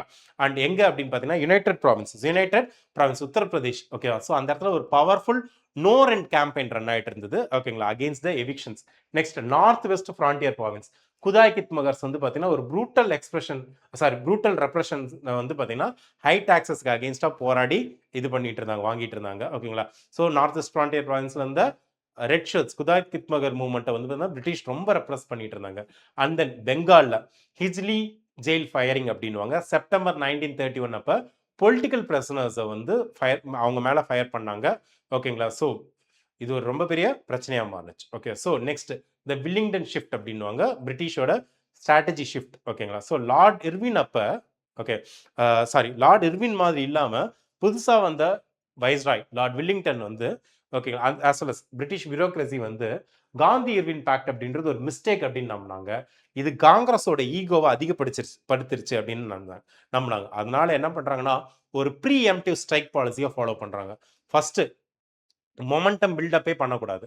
காந்திய முதல்ல அந்த மாஸ் லெவல் பீப்புளோட டெம்போவை இன்க்ரீஸ் பண்றதை ஸ்டாப் பண்ணுங்க. ரெண்டாவது லாயலிஸ்ட் ஃபர்ஸ்ட், காங்கிரஸோட இந்த குட்வில் அப்படின்ற ஆஸ்பெக்ட்ல இக்னோர் பண்ணுங்க. கவர்மெண்ட்டுக்கு நல்ல கவர்மெண்ட்டை சப்போர்ட் பண்ற பர்சன்ஸ்க்கு நிறைய ரிவார்ட்ஸ் கொடுங்க, லாயலிஸ்ட்டை நிறைய ரிவார்ட் பண்ணுங்கன்றாங்க. தேர்ட், ரூரல் லாக்டவுன், நேஷனல் மூவ்மெண்ட்டை உங்களுக்கு ரூரல் ஏரியாவில் வளர விடாம ஸ்டாப் பண்ணுங்க அப்படின்றாங்க. ஓகேங்களா? So civil martial law, government repression இந்த டைம்ல ஒரு சிவில் மார்ஷியல் லா ஆஸ்பெக்ட்ல போகுது. ஓகே, ஸோ காந்தி ரிட்டர்ன் வராரு. ஓகேங்களா? வில்லிங்டனோட ஒரு மீட்டிங் கேட்கிறாரு. எப்போ? டிசம்பர் 31, 1931 அப்போ இமீடியட்டா ரெஃப்யூஸ் பண்ணிடுறாங்க. ஜனவரி 4, 1932 அப்ப தான் அடி விழுந்தது. என்ன? ஃபர்ஸ்ட் காங்கிரஸை கம்ப்ளீட்டா இல்லீகல் ஆர்கனைசேஷன் அப்படின்னு சொல்லிட்டு பிரிட்டிஷ் டிக்ளேர் பண்றாங்க. அந்த காந்தியோட ப்ராப்பர்ட்டி அண்ட் அவரோட ஆசிரம்ஸ் எல்லாத்தையும் சீஸ் பண்றாங்க, கன்ஃபஸ்டிகேட் பண்றாங்க. அண்ட் மோஸ்ட் இம்பார்ட்டன்ட்லி நிறைய ஆக்டிவிஸ்ட்டை பார்த்தீங்கன்னா இவங்க பிரச்சனை பண்றதுக்கு முன்னாடியே பிரச்சனை பண்ணுவாங்கன்னு சொல்லிட்டு என்ன பண்றாங்கன்னா அரெஸ்ட் பண்றாங்க, ப்ரெஸ்ஸோட இண்டிபெண்டன்ஸை கேக் பண்ணுறாங்க, நேஷனலிஸ்ட் லிட்ரேச்சரை பேன் பண்ணுறாங்க. அண்ட் கிட்டத்தட்ட ஒரு இராணுவ ஆட்சி நடக்குது, ஒரு அடக்குமுறை ஆட்சி நடக்குது. ஆனால் இராணுவ ஆட்சின்ற பேர் மட்டும் அறிவிக்கப்படலை. ஓகேங்களா? ஸோ பாப்புலரான ஒரு ரெஸ்பான்ஸ் வந்தது, ஃபைனல் ஸ்டாண்ட். ஓகேங்களா? So lack of preparation. முன்ன மாதிரி பார்த்தீங்கன்னா சிவில் டிசபிடியன்ஸ் மூவ்மெண்ட்டுக்கு முன்னாடி காந்தி சால் சத்தியாகிரகாலாம் லான்ச் பண்ணி பீப்புளை ப்ரிப்பேர் பண்ண மாதிரியான சுச்சுவேஷன் இல்லை. பட் ஒரு ஃபைனல் ஸ்டாண்ட் என்ன அப்படின்னு பார்த்தீங்கன்னா லேக் ஆஃப் ப்ரிப்பரேஷன் இருந்தது. கிட்டத்தட்ட என்டையர் லீடர்ஷிப்பும் ஜெயிலில் தான் இருக்காங்க, இன்க்ளூடிங் காந்தி, நேரு. பட் இந்த டைம்லையும் பீப்புள் போராடினாங்க. ஓகே, கிட்டத்தட்ட 80,000 சத்தியாகிரகிஸை ஃபர்ஸ்ட் 4 மாசத்துல மட்டும் அரெஸ்ட் பண்றாங்க. இதுல ப்ரிடாமினண்டா புவர் பீப்புள் தான் இருந்தாங்க. நெக்ஸ்ட் டெக்னிக்ஸ்லாம் நிறைய இந்தியன்ஸ் ஃபாலோ பண்ணாங்க. சீக்ரெட் ரேடியோ டிரான்ஸ்மிட்டர்ஸ் பாம்பே கிட்ட, non payment of chowkidari tax and flag ஹாய்ஸ்டிங்ஸ்லாம் நிறைய பண்ணாங்க. அண்ட் தென் எக்ஸ்பான்ஷன் மூவ்மெண்ட் வந்து princely states such as Kashmir and Alwar, British control பண்ணிட்டு இருந்த இடத்தை தாண்டி பிரின்ஸ்லி ஸ்டேட்ஸுக்கும் இந்தியன் நேஷனல் மூவ்மெண்ட் ஸ்ப்ரெட் ஆனது இந்த பீரியட்ல தான். பட் அல்டிமேட்டா பார்த்தீங்கன்னா ஒரு லீடர்ஷிப்போ ப்ரிப்பரேஷனோ இல்லாததுனால மொமெண்ட் ஃபேட் ஆனிச்சு. காந்தி இந்த மூவ்மெண்ட்டை, சிவில் டிசபிடியன்ஸ் மூவ்மெண்ட்டை அஃபிஷியலா 1934 ஏப்ரல் 1934 அப்ப உங்களுக்கு ரீகால் பண்ணிட்டாரு, வித்ட்ரா பண்ணிட்டாரு. ஓகே, ஸோ எஸ் என்னென்னலாம் அப்படின்னு பார்த்தீங்கன்னா இந்த செகண்ட் ஃபேஸை வந்து எவாலுவேட் பண்ணலாம். ஓகேங்களா? எவாலுவேட் பண்ணலாம். என்ன அப்படின்னு பார்த்தீங்கன்னா ஹைலி ரெப்ரசிவ். ஓகே, கவர்மெண்ட் வந்து பார்த்தீங்கன்னா ஃப்ரம் த ஃபர்ஸ்ட் டேலேருந்து அஃபென்சிவ் எடுத்தாங்க. நெக்ஸ்ட் சக்ஸஸ் என்ன அப்படின்னு பார்த்தீங்கன்னா நேஷனல் சென்டிமெண்ட் வந்து ரொம்ப டீப் ரூட்டாக இருந்தது, அர்பன் அண்ட் ரூரல் புவருக்குள்ளார எங்கேஜ் ஆனிச்சு. நெக்ஸ்ட் ஃபெயிலியர், மூவ்மெண்ட் வந்து அன்சஸ்டைனபிளாக இருந்தது due to lack of leadership and mass exhaustion of British continuous repression from the British. And ஃபைனலாக பார்த்தீங்கன்னா இந்தியன்ஸ் வந்து அவங்களோட ஃபெய்த்தை லாஸ் பண்ணல, பட் ஓகேவா, ஃப்ரீடம் அவங்களோட இதயத்துக்கு வந்துருச்சு. பட் அஃபிஷியலா சிடிஎம் உங்களுக்கு ரீகால் பண்ணிட்டாங்க. Willingdon won the battle but Gandhi won the war of legitimacy அப்படின்னு சொல்லுவாங்க. ஓகேங்களா? சிவில் மார்ஷியல் லா யூஸ் பண்ணதுனால பிரிட்டிஷ் ஒரு விஷயத்தை அக்செப்ட் பண்ணிட்டாங்க, அட்மிட் பண்ணிட்டாங்க. என்ன, பிரிட்டிஷ் வந்து இந்தியாவை வெறும் ரா ஃபோர்ஸ் மூலமா மட்டும்தான் ரூல் பண்ண முடியும், not by consent of Indians அப்படின்றத அண்டர்ஸ்டாண்ட் பண்ணிட்டாங்க. இது ரொம்ப இம்பார்ட்டன்டான period. Okay, so next the communal award. Okay, communal award and Pune Pact. Okay, so British Prime Minister Ramsay MacDonald, okay, August 16, 1932 அப்ப இது சொல்றாரு. இந்த அவார்டு அப்படின்றது லோதாயன் கமிட்டி அப்படின்னு சொல்லிட்டு, லோதாயன் committee also known as the Indian Franchise Committee, okay. So இது எதுக்காக அப்படின்னு பார்த்தீங்கன்னா it aim to divide the Indian electorate into watertight communal compartments. அதாவது ஹிந்துஸ் அப்படின்றவங்க இதுக்கு முன்னாடி ஹிந்து முஸ்லீம்னு பிரிச்சாங்க, இப்போ ஹிந்துஸே பிரிக்கிற மென்டாலிட்டியில தான் இந்த செப்பரேட் எலக்ட்ரேட் கான்செப்ட் இருந்தது. என்னன்னு பார்க்கலாம். Separate electorates, first separate electorate was granted to Muslim, Sikhs, Europeans, Indian Christians, Anglo Indians and depressed class. Indian பீப்புளையே இத்தனை குரூப்பாக பிரிச்சுட்டாங்க. நெக்ஸ்ட் டபுள் ஓட் தான். டிப்ரெஸ்டு கிளாஸ் பீப்புள் வந்து பார்த்தீங்கன்னா ஒரு யூனிக்கான டபுள் ஓட். என்னது, ஒன் செப்பரேட் எலக்ட்ரேட் இதில் ஒரு ஓட்டு போடலாம், ஜென்ரல் எலக்ட்ரேட்டுக்கு ஒரு ஓட்டு போடலாம் அப்படின்ற மாதிரியான ஒரு கான்செப்ட் கொடுத்தாங்க. And then reserved seats, 78 seats were reserved for the depressed class in provincial legislature. Okay, reserved seat concept இப்பதான் ஆரிஜின் ஆகுது. Next gender quota, 3% seats were reserved for women in all provinces except for northwest frontier province. Very very important. Next, Maratha representation, 7 seats were specifically reserved for Marathas in Bombay. Okay, in Bombay. Okay, but in the time la தான் the great showdown between Gandhi versus Ambedkar நடந்தது. Okay, so என்ன ஆகுது அப்படின்னு பார்த்தீங்கன்னா உங்களுக்கு அம்பேத்கர் இதை ஒரு hard won victory for depressed கிளாஸாக பார்க்குறாரு. எதுக்காகனா ஹிந்து மெஜாரிட்டினால டிப்ரெஸ்டு கிளாஸோட டெவலப்மெண்ட் நடக்காமல் போகக்கூடாதுன்றது தெளிவாக இருக்காரு. பட் காந்தி இதை வந்து டெத் ப்ளோ டு இந்தியன் யூனிட்டியாக பார்க்குறாரு. ஓகே, காந்தியோட ஆர்குமெண்ட் என்ன அப்படின்னு பார்த்தீங்கன்னா செப்பரேட் எலக்ட்ரேட் அப்படின்றது அன்டச்சபிள், கடைசி வரைக்கும் அன்டச்சபிளாகவே வச்சிருக்கும் அப்படின்ற ஆர்கியூ பண்ணுறாரு. ஓகேங்களா? அது மட்டும் இல்லாமல் இந்த ப்ராப்ளம் அப்படின்றது சோஷியல் அன்டச்சபிலிட்டி அப்படின்றது ரூட் அண்ட் பிரான்ச் எராடிகேஷன், ஹிந்துவிசம்லேருந்து ரூட் அண்ட் பிரான்ச் எராடிகேஷன் வேணும், பட் பொலிட்டிக்கல் டைவர்ஸ் இருக்கக்கூடாது. அதாவது பொலிட்டிக்கல் லெவலில் பிரித்து வைக்கக்கூடாது, கம்ப்ளீட்டாகவே எராடிகேட் பண்ணுன்றாங்க. அம்பேத்கர் என்ன சொல்கிறாருன்னு பார்த்தீங்கன்னா டிப்ரெஸ்டு கிளாஸ் அப்படின்றவங்க ஒரு டிஸ்டிங்க் மைனாரிட்டி தான். ஏன்னா காலங்காலமாக சோஷியல் என்ஸ்லேவ்மெண்ட்னால அவங்க சஃபர் ஆகிருக்காங்க. இது வேற எந்த கம்யூனிட்டியும் ஃபேஸே பண்ணதில்லை அப்படின்றாங்க. ஓகேங்களா? ஸோ என்ன ஆகுதுன்னு பார்த்தீங்கன்னா செப்டம்பர் 20, 1930 அப்போ செப்டம்பர் 20, 1932 அப்போ காந்தி அவருடைய உண்ணாவிரத போராட்டத்தை இன்டெஃபினட் ஃபாஸ்ட்டை எரவாடா ஜெயிலில் ஆரம்பிக்கிறாரு, செப்பரேட் எலக்ட்ரேட்ஸ் ஃபார் தலித்ஸ்க்கு அகெயின்ஸ்டா. ஸோ இதுக்காக ஃபாலோ பண்ணது தான் த பூனா பேக்ட் ஆஃப் செப்டம்பர் 24, 1932. ஸோ ரொம்ப பெரிய ப்ரெஷர் அம்பேத்கர் மேலே விழுவுது. ஏன்னா காந்தி சாகர வரைக்கும் உண்ணாவிரதம் இருக்க போறேன் அப்படின்றாரு. அம்பேத்கர் பூனா பேக்டை சைன் பண்றாரு. ஸோ இதுதான் பார்த்தீங்கன்னா காந்திக்கும் அம்பேத்கருக்கும் நடுவில் நடந்த காம்ப்ரமைஸ். என்ன இது அப்படின்னு பார்த்தீங்கன்னா, உங்களுக்கு ஃபர்ஸ்ட் கம்யூனல் அவார்டு என்ன சொல்லுது, எலக்ட்ரேட் டைப்ல செப்பரேட் எலக்ட்ரேட்ன்றாங்க, ஒன்லி தலித் ஓட் ஃபார் தலித்ஸ்ன்றாங்க. வேற பூனா பேக்ல all Hindu vote for Dalits அப்படின்ற கான்செப்ட் வருது. And then provincial seats 71 to 78 அப்படின்னு கம்யூனல் அவார்டில் சொல்றாங்க. வேற 147 சீட்ஸ் வந்து உங்களுக்கு தராங்க. ஓகேங்களா, 141 சீட்ஸ் வந்து பூனா பேக்ல உங்களுக்கு தராங்க. ஓகேங்களா, நெக்ஸ்ட் சென்ட்ரல் லெஜிஸ்லேச்சர் வந்து கிளியரா ஸ்பெசிஃபை பண்ணல. வேற இங்க கம்யூனல் அவார்டில் வேற பூனா பேக்ல உங்களுக்கு கிட்டத்தட்ட 18% of the total seats were reserved for the depressed class. But இது ஒரு லாங் டேர்ம் இம்பேக்டை கிரியேட் பண்ணுச்சு.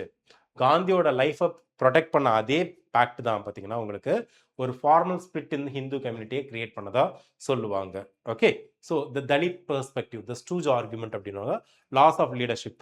அம்பேத்கர் லேட்டரா ஆர்கியூ பண்ணுவார் that the joint electorates allowed the Hindu majority to choose a pliant ஓகேங்களா தலித் கேண்டிடேட்ஸ். அதாவது அவங்களுக்கு விருப்பப்பட்ட ஒரு ஆட்களை வந்து நிக்க வைக்கிறதுக்கு ஒரு மேம்போக்க எப்படி சொல்றதுன்னா தங்களுடைய கைப்பாவைகளா ஆளுங்களை நிக்க வைக்கிறதுக்கு பார்த்தீங்கன்னா அவங்கள பணக்காரங்களோட கைப்பாவையா நிக்க வைக்கிற மாதிரியான ஒரு ஆட்களை செலக்ட் பண்றதுக்கு தான் இந்த மெத்தடாலஜி ஹெல்ப்ஃபுல்லா இருந்தது அப்படின்வாங்க. பர்டிகுலரா the persons who are loyal to Congress party rather than to Dalit community அப்படின்னு சொன்னார். Next subordination.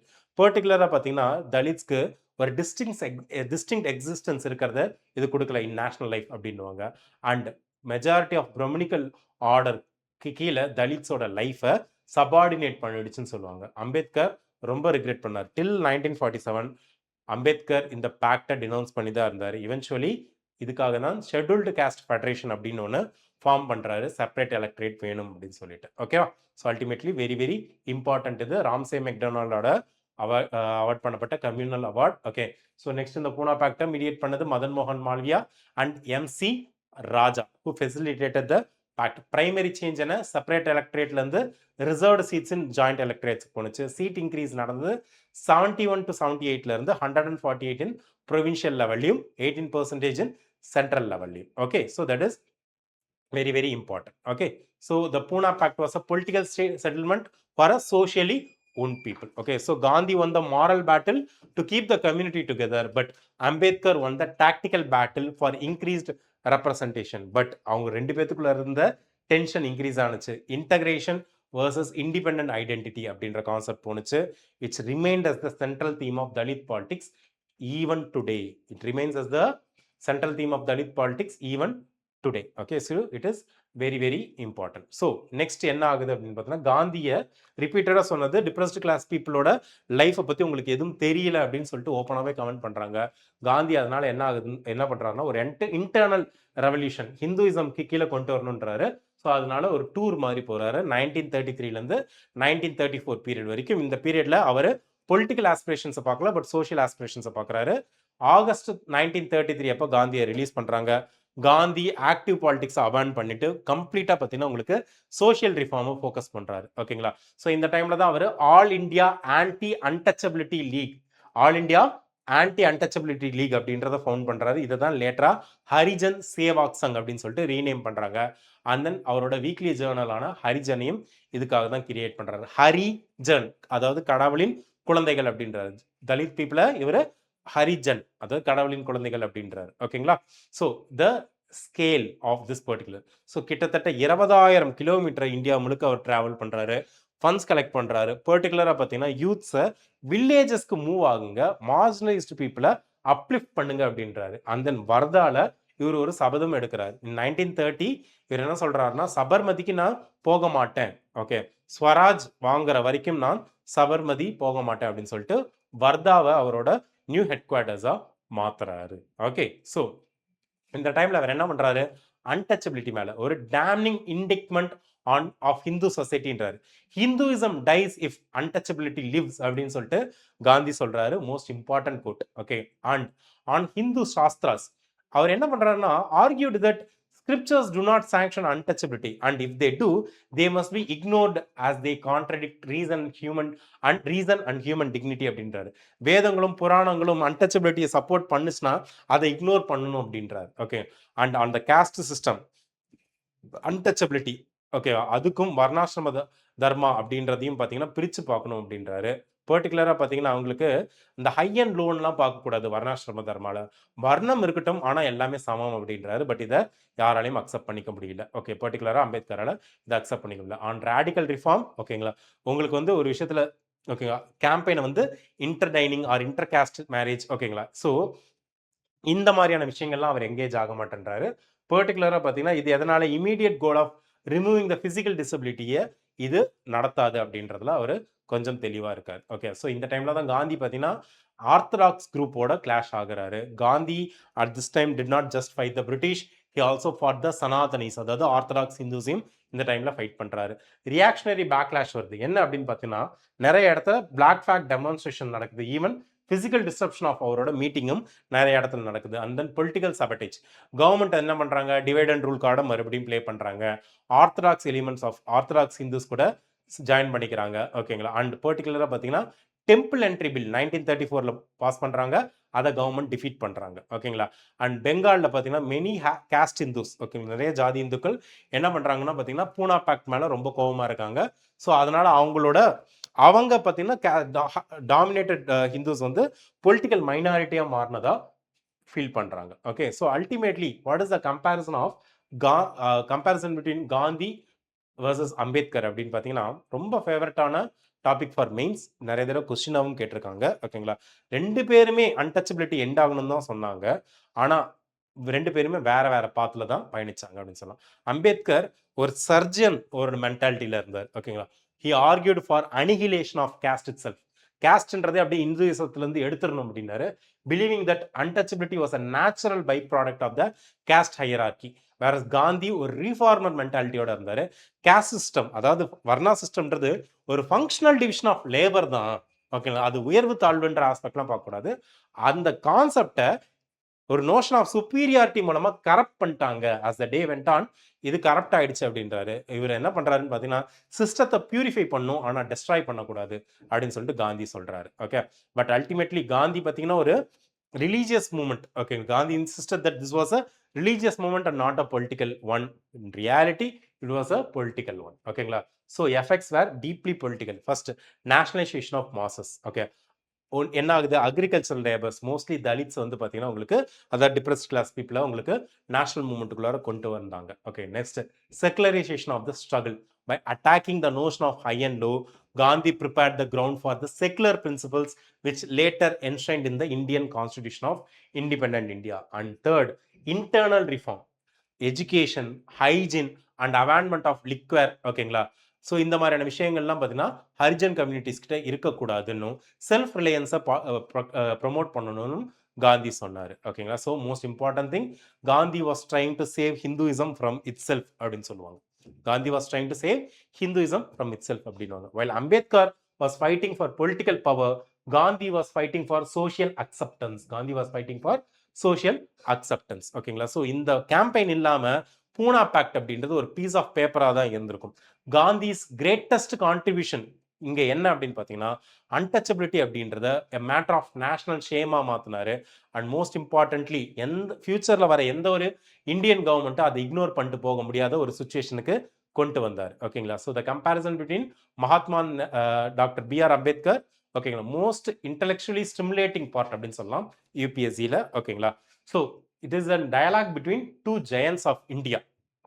One focused on the moral soul of India, whereas the other focused on the legal structure of it. Okay, so ரெண்டு பேர்த்தோட கோலும் பார்த்தீங்கன்னா human dignity தான். But அவங்களோட road map வந்து கம்ப்ளீட்டாகவே டிஃப்ரெண்ட்டாக இருந்தது. என்ன சிம்பாலிக் பேரலிசம், ஆக்ட்ஸ் ஆஃப் கேத்தரிசிஸ் அப்படின்வாங்க. ஓகே, அவங்களோட டிஃப்ரென்சஸ் நிறைய இருந்தது. பட் பவர்ஃபுல் சிம்பாலிசமை ரெண்டு பேரும் யூஸ் பண்ணாங்க. ஸோ இவங்க எல்லாம் யூஸ் பண்ணது ஒரு மியர் ப்ரொட்டஸ்ட் மட்டும் கிடையாது, ஃபிலாசபிக்கல் ஸ்டேட்மெண்ட்டாக இருந்தது. காந்தி பார்த்தீங்கன்னா பிஞ்ச் ஆஃப் சால்ட், அதாவது சால்ட்டும் சரி பேர்னிங் ஆஃப் ஃபாரின் கிளாத்ஸையும் பார்த்தீங்கன்னா symbolize the breaking of economic and political chains of British இம்பீரியலிசமாக யூஸ் பண்ணாரு. வேற அம்பேத்கர் பார்த்தீங்கன்னா drop of water Mahad Satyagraha, மகத்துல போயிட்டு மகதுன்ற இடத்துல குளத்துல அந்த அன்டச்சபிள்ஸ் இதை தொடக்கூடாதுன்றதாங்க. ஓகேங்களா? ஸோ அங்க போய் தண்ணி குடிச்சதா இருக்கட்டும், பேர்னிங் ஆஃப் மனுஸ்மிருதி, இது ரெண்டும் பார்த்தீங்கன்னா symbolize the breaking of social and spiritual chains of caste hierarchy. Okay, so next, the village versus city, Gram Raj versus equality. Okay, so most famous ideological debate between two leaders, okay, who regard the soul of India. Gandhi, idealist mentality, அவர் என்ன believe பண்ணாரு, இந்தியாவோட ஸ்ட்ரென்த்ன்றது அதோட வில்லேஜஸ்ல தான் இருக்கு. கிராம்ராஜ் is Ramraj அப்படின்னாரு. ஓகேங்களா? So he viewed village as self-sufficient moral unit that needed to be revived. That needed to be revived. Whereas Ambedkar was more of a realist. So he viewed Indian villages as a sink of localism and a den of ignorance. அவர் ரொம்ப சாலிடா believe பண்ணார். என்ன அப்படின்னு பார்த்தீங்கன்னா, rural social ஸ்ட்ரக்சர்ன்றது தான் primary site of Dalit அப்ரஷனா இருந்ததுன்னும், and he urged his followers to migrate to cities and seek education. Gandhi என்ன சொல்றாரு, எல்லாம் கிராமத்துக்கு போங்க, அதுதான் இந்தியாவோட முதுகெலும்புன்றாரு. ஆனா அம்பேத்கர் என்ன சொல்றாரு, கிராமங்கள்ல தான் பாத்தீங்கன்னா உங்களுக்கு அன்டச்சபிலிட்டியா இருக்கட்டும், கேஸ்ட் டாமினேஷன் அதிகமா இருக்கு, அதனால சிட்டிக்கு போங்க, எல்லாம் படிங்க அப்படின்னு சொல்றாரு. இதுதான் இவங்க ரெண்டு பேத்துக்குள்ள இருக்க பிரைமரி டிஃபரன்ஸா இருந்தது. Differing process to social reform. Okay, so காந்தியோடது ஒரு மாரல் அட்டோன்மெண்டா இருந்தது. கேஸ்ட் ஹிந்துஸ் வந்து பாத்தீங்கன்னா ஹிந்துயிசமை பியூரிஃபை பண்ணுன்றாரு.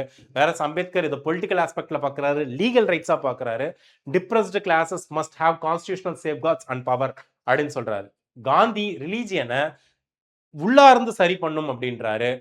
ஸ்கிரிப்சர்ஸ் வந்து அன்டச்சபிலிட்டியை சப்போர்ட் பண்ணா அதை ரிஜெக்ட் பண்ணும் அப்படின்னு சொல்றாரு. பட் அம்பேத்கர் கம்ப்ளீட்டா இவென்ச்சுவலி ஹிந்துயிசமை ரிஜெக்ட் பண்ணுவாரு, ரினவுன்ஸ் பண்ணிடுவாரு, புத்திஸ்டா கன்வெர்ட் ஆயிடுவாரு. Okay, and he believed, okay, he believed that Hinduism was fundamentally incapable of reform, and he converted to Buddhism. And Gandhi, about caste system, he distinguished between varna and untouchability. varnaவை ஒரு functional ஆஸ்பெக்ட்னும் untouchability ஒரு sinful ஆஸ்பெக்ட்னு சொல்லுவாரு. வேற Ambedkar called for annihilation of caste as whole, அந்த நேம்லே as a whole. Okay, so annihilation of caste அப்படின்ற ஒரு புக்கே எழுதியிருப்பார். ஓகே, காந்தியோட ஸ்ட்ராட்டஜி சத்தியாகிரகா அப்படின்ற ஆஸ்பெக்ட்ல இருக்கும். He appeal to the conscience of oppressor. வேற அம்பேத்கர் கான்ஸ்டிடியூஷனிசம் ஃபாலோ பண்ணியிருப்பாரு, using law, state authority and modern education for the upliftment of the depressed class people. Okay, depressed class people. Okay, so political and economic vision ஆஸ்பெக்ட்ல பார்க்குறப்ப உங்களுக்கு ஒரு modern nation எப்படி manage பண்ணப்படணும் அப்படின்றத சொல்லலாம். டெமோக்ரஸி ஆஸ்பெக்ட்ல சொல்றப்ப அம்பேத்கர் வந்து ஒரு பார்லிமெண்டரி சிஸ்டம் வேணும்னு, ஒரு மாஸ் டெமோக்ரஸி வேணும், okay, for to pressure the state for rights அப்படின்னு சொல்லியிருப்பாரு. காந்தி பார்த்தீங்கன்னா இந்த பார்லிமெண்ட் ஆஸ்பெக்ட்ல ரொம்ப ஸ்கெப்டிக்கலா இருப்பாரு. He called them sterile in Hindu Swaraj. Okay, and he preferred a decentralized direct democracy. Okay, and regarding modernity and missionary, Gandhi was apprehensive of industrialization. Okay, so industries அதிகமானுச்சுன்னா labours வந்து dehumanise ஆயிடுவாங்க, exploitation அதிகமாகும் அப்படின்னு சொன்னாரு. வேற அம்பேத்கர் பார்த்தீங்கன்னா he embraced modernity, missionary and modern civilization. அது மட்டும்தான் பார்த்தீங்கன்னா உங்களுக்கு அப்ரஸ்டு பீப்புளை மேனுவல் கேஸ்ட் பேஸ்ட் லேபர்ல இருந்து லிபரேட் பண்ண முடியும்ன்றதுல ரொம்ப சாலிடா இருந்தார். ஸோ இதுதான் ஃபேமஸான மீன்ஸ் அண்ட் என்ஸ் கான்செப்ட், காந்தியோட means and ends concept. Okay, so காந்தியை பொறுத்த வரைக்கும் the means were non-violence, okay, and the means were as important as the end. But for Ambedkar, the ends, which is justice and equality, was paramount. Okay, and while he preferred non-violence, he viewed it as a relative tool rather than the absolute dogma. Okay, ultimate end என்ன, justice equality வேணும். Okay, non violence important தான், but எனக்கு அல்டிமேட்டா justice and equality வேணும் அப்படின்றதுல காந்தி அம்பேத்கர் ரொம்ப தெளிவாகவே இருந்தார். Okay, so this is very very important. They were two sides of the same coin of Indian liberty. Okay, they had their differences, but understand something very clearly, Gandhi and Ambedkar were two sides of the same coin of Indian liberty. Without Gandhi, the freedom struggle would have lacked the moral face to shake the British. But without Ambedkar, independent India would have lacked the legal spine to protect its weakest citizen. Okay, Gandhi provided the conscience, whereas Ambedkar provided the constitution. Understand it? Very very important. Okay, they both fought for the same thing ultimately at the end. Okay, so ideological differences பார்த்தோம் காந்திக்கும் அம்பேத்கருக்கும் நடுவில். So questions discuss பண்ணலாம். Who of the following organized a march on the Tanjore coast to break the salt law in April 1930? UPSC Civil Service Exam question 2015. Okay, A. V.O. Chidambaram Pillai, B. C. Rajagopalachari, C. K. Kamaraj, and D. Annie Besant. Which is the right answer? Marakama comment பண்ணுங்க. Next, the Gandhi Irwin Pact included which of the following? Invitation to Congress to participate in the Round Table Conference, withdrawal of ordinance promulgated in connection with the civil disobedience movement, okay, and acceptance of Gandhiji suggestion for inquiry into police excesses, okay, and 4, release of only those prisoners who were not charged with violence. Okay, which of the answer is correct? A 1 only, B 1 2 and 4 only, C 3 only, D 2 3 and 4 only. Okay, so next, UPSC Civil Service Exam 2025, last year கேட்ட question. Subsequent to which one of the following events, Gandhi ji, who consistently opposed untouchability and appealed for its eradication from all spheres, decided to include the upliftment of Harijans in his political and social program? UPSC Civil Service Exam 2025 question. Pune Pact, okay, B. Gandhi Irwin Agreement, which is also known as Delhi Pact, C. Arrest of Congress leadership at the time of Quit India movement, and D. Promulgation of Government of India Act 1935. எதுன்ட்டு மறக்காம கீழே comment பண்ணுங்க. Okay, so most important moment of Indian history, civil disobedience movement, salt Satyagraha, difference and uniqueness of Gandhi and Ambedkar பார்த்தோம், 3 round table conference பார்த்தோம். ஏதாச்சும் டவுட்னா மறக்காம கீழே கமெண்ட் பண்ணுங்க. உங்களை நெக்ஸ்ட் வீடியோவில் பார்க்குறேன். Thank you very much. Veranda IAS, where your dream becomes reality.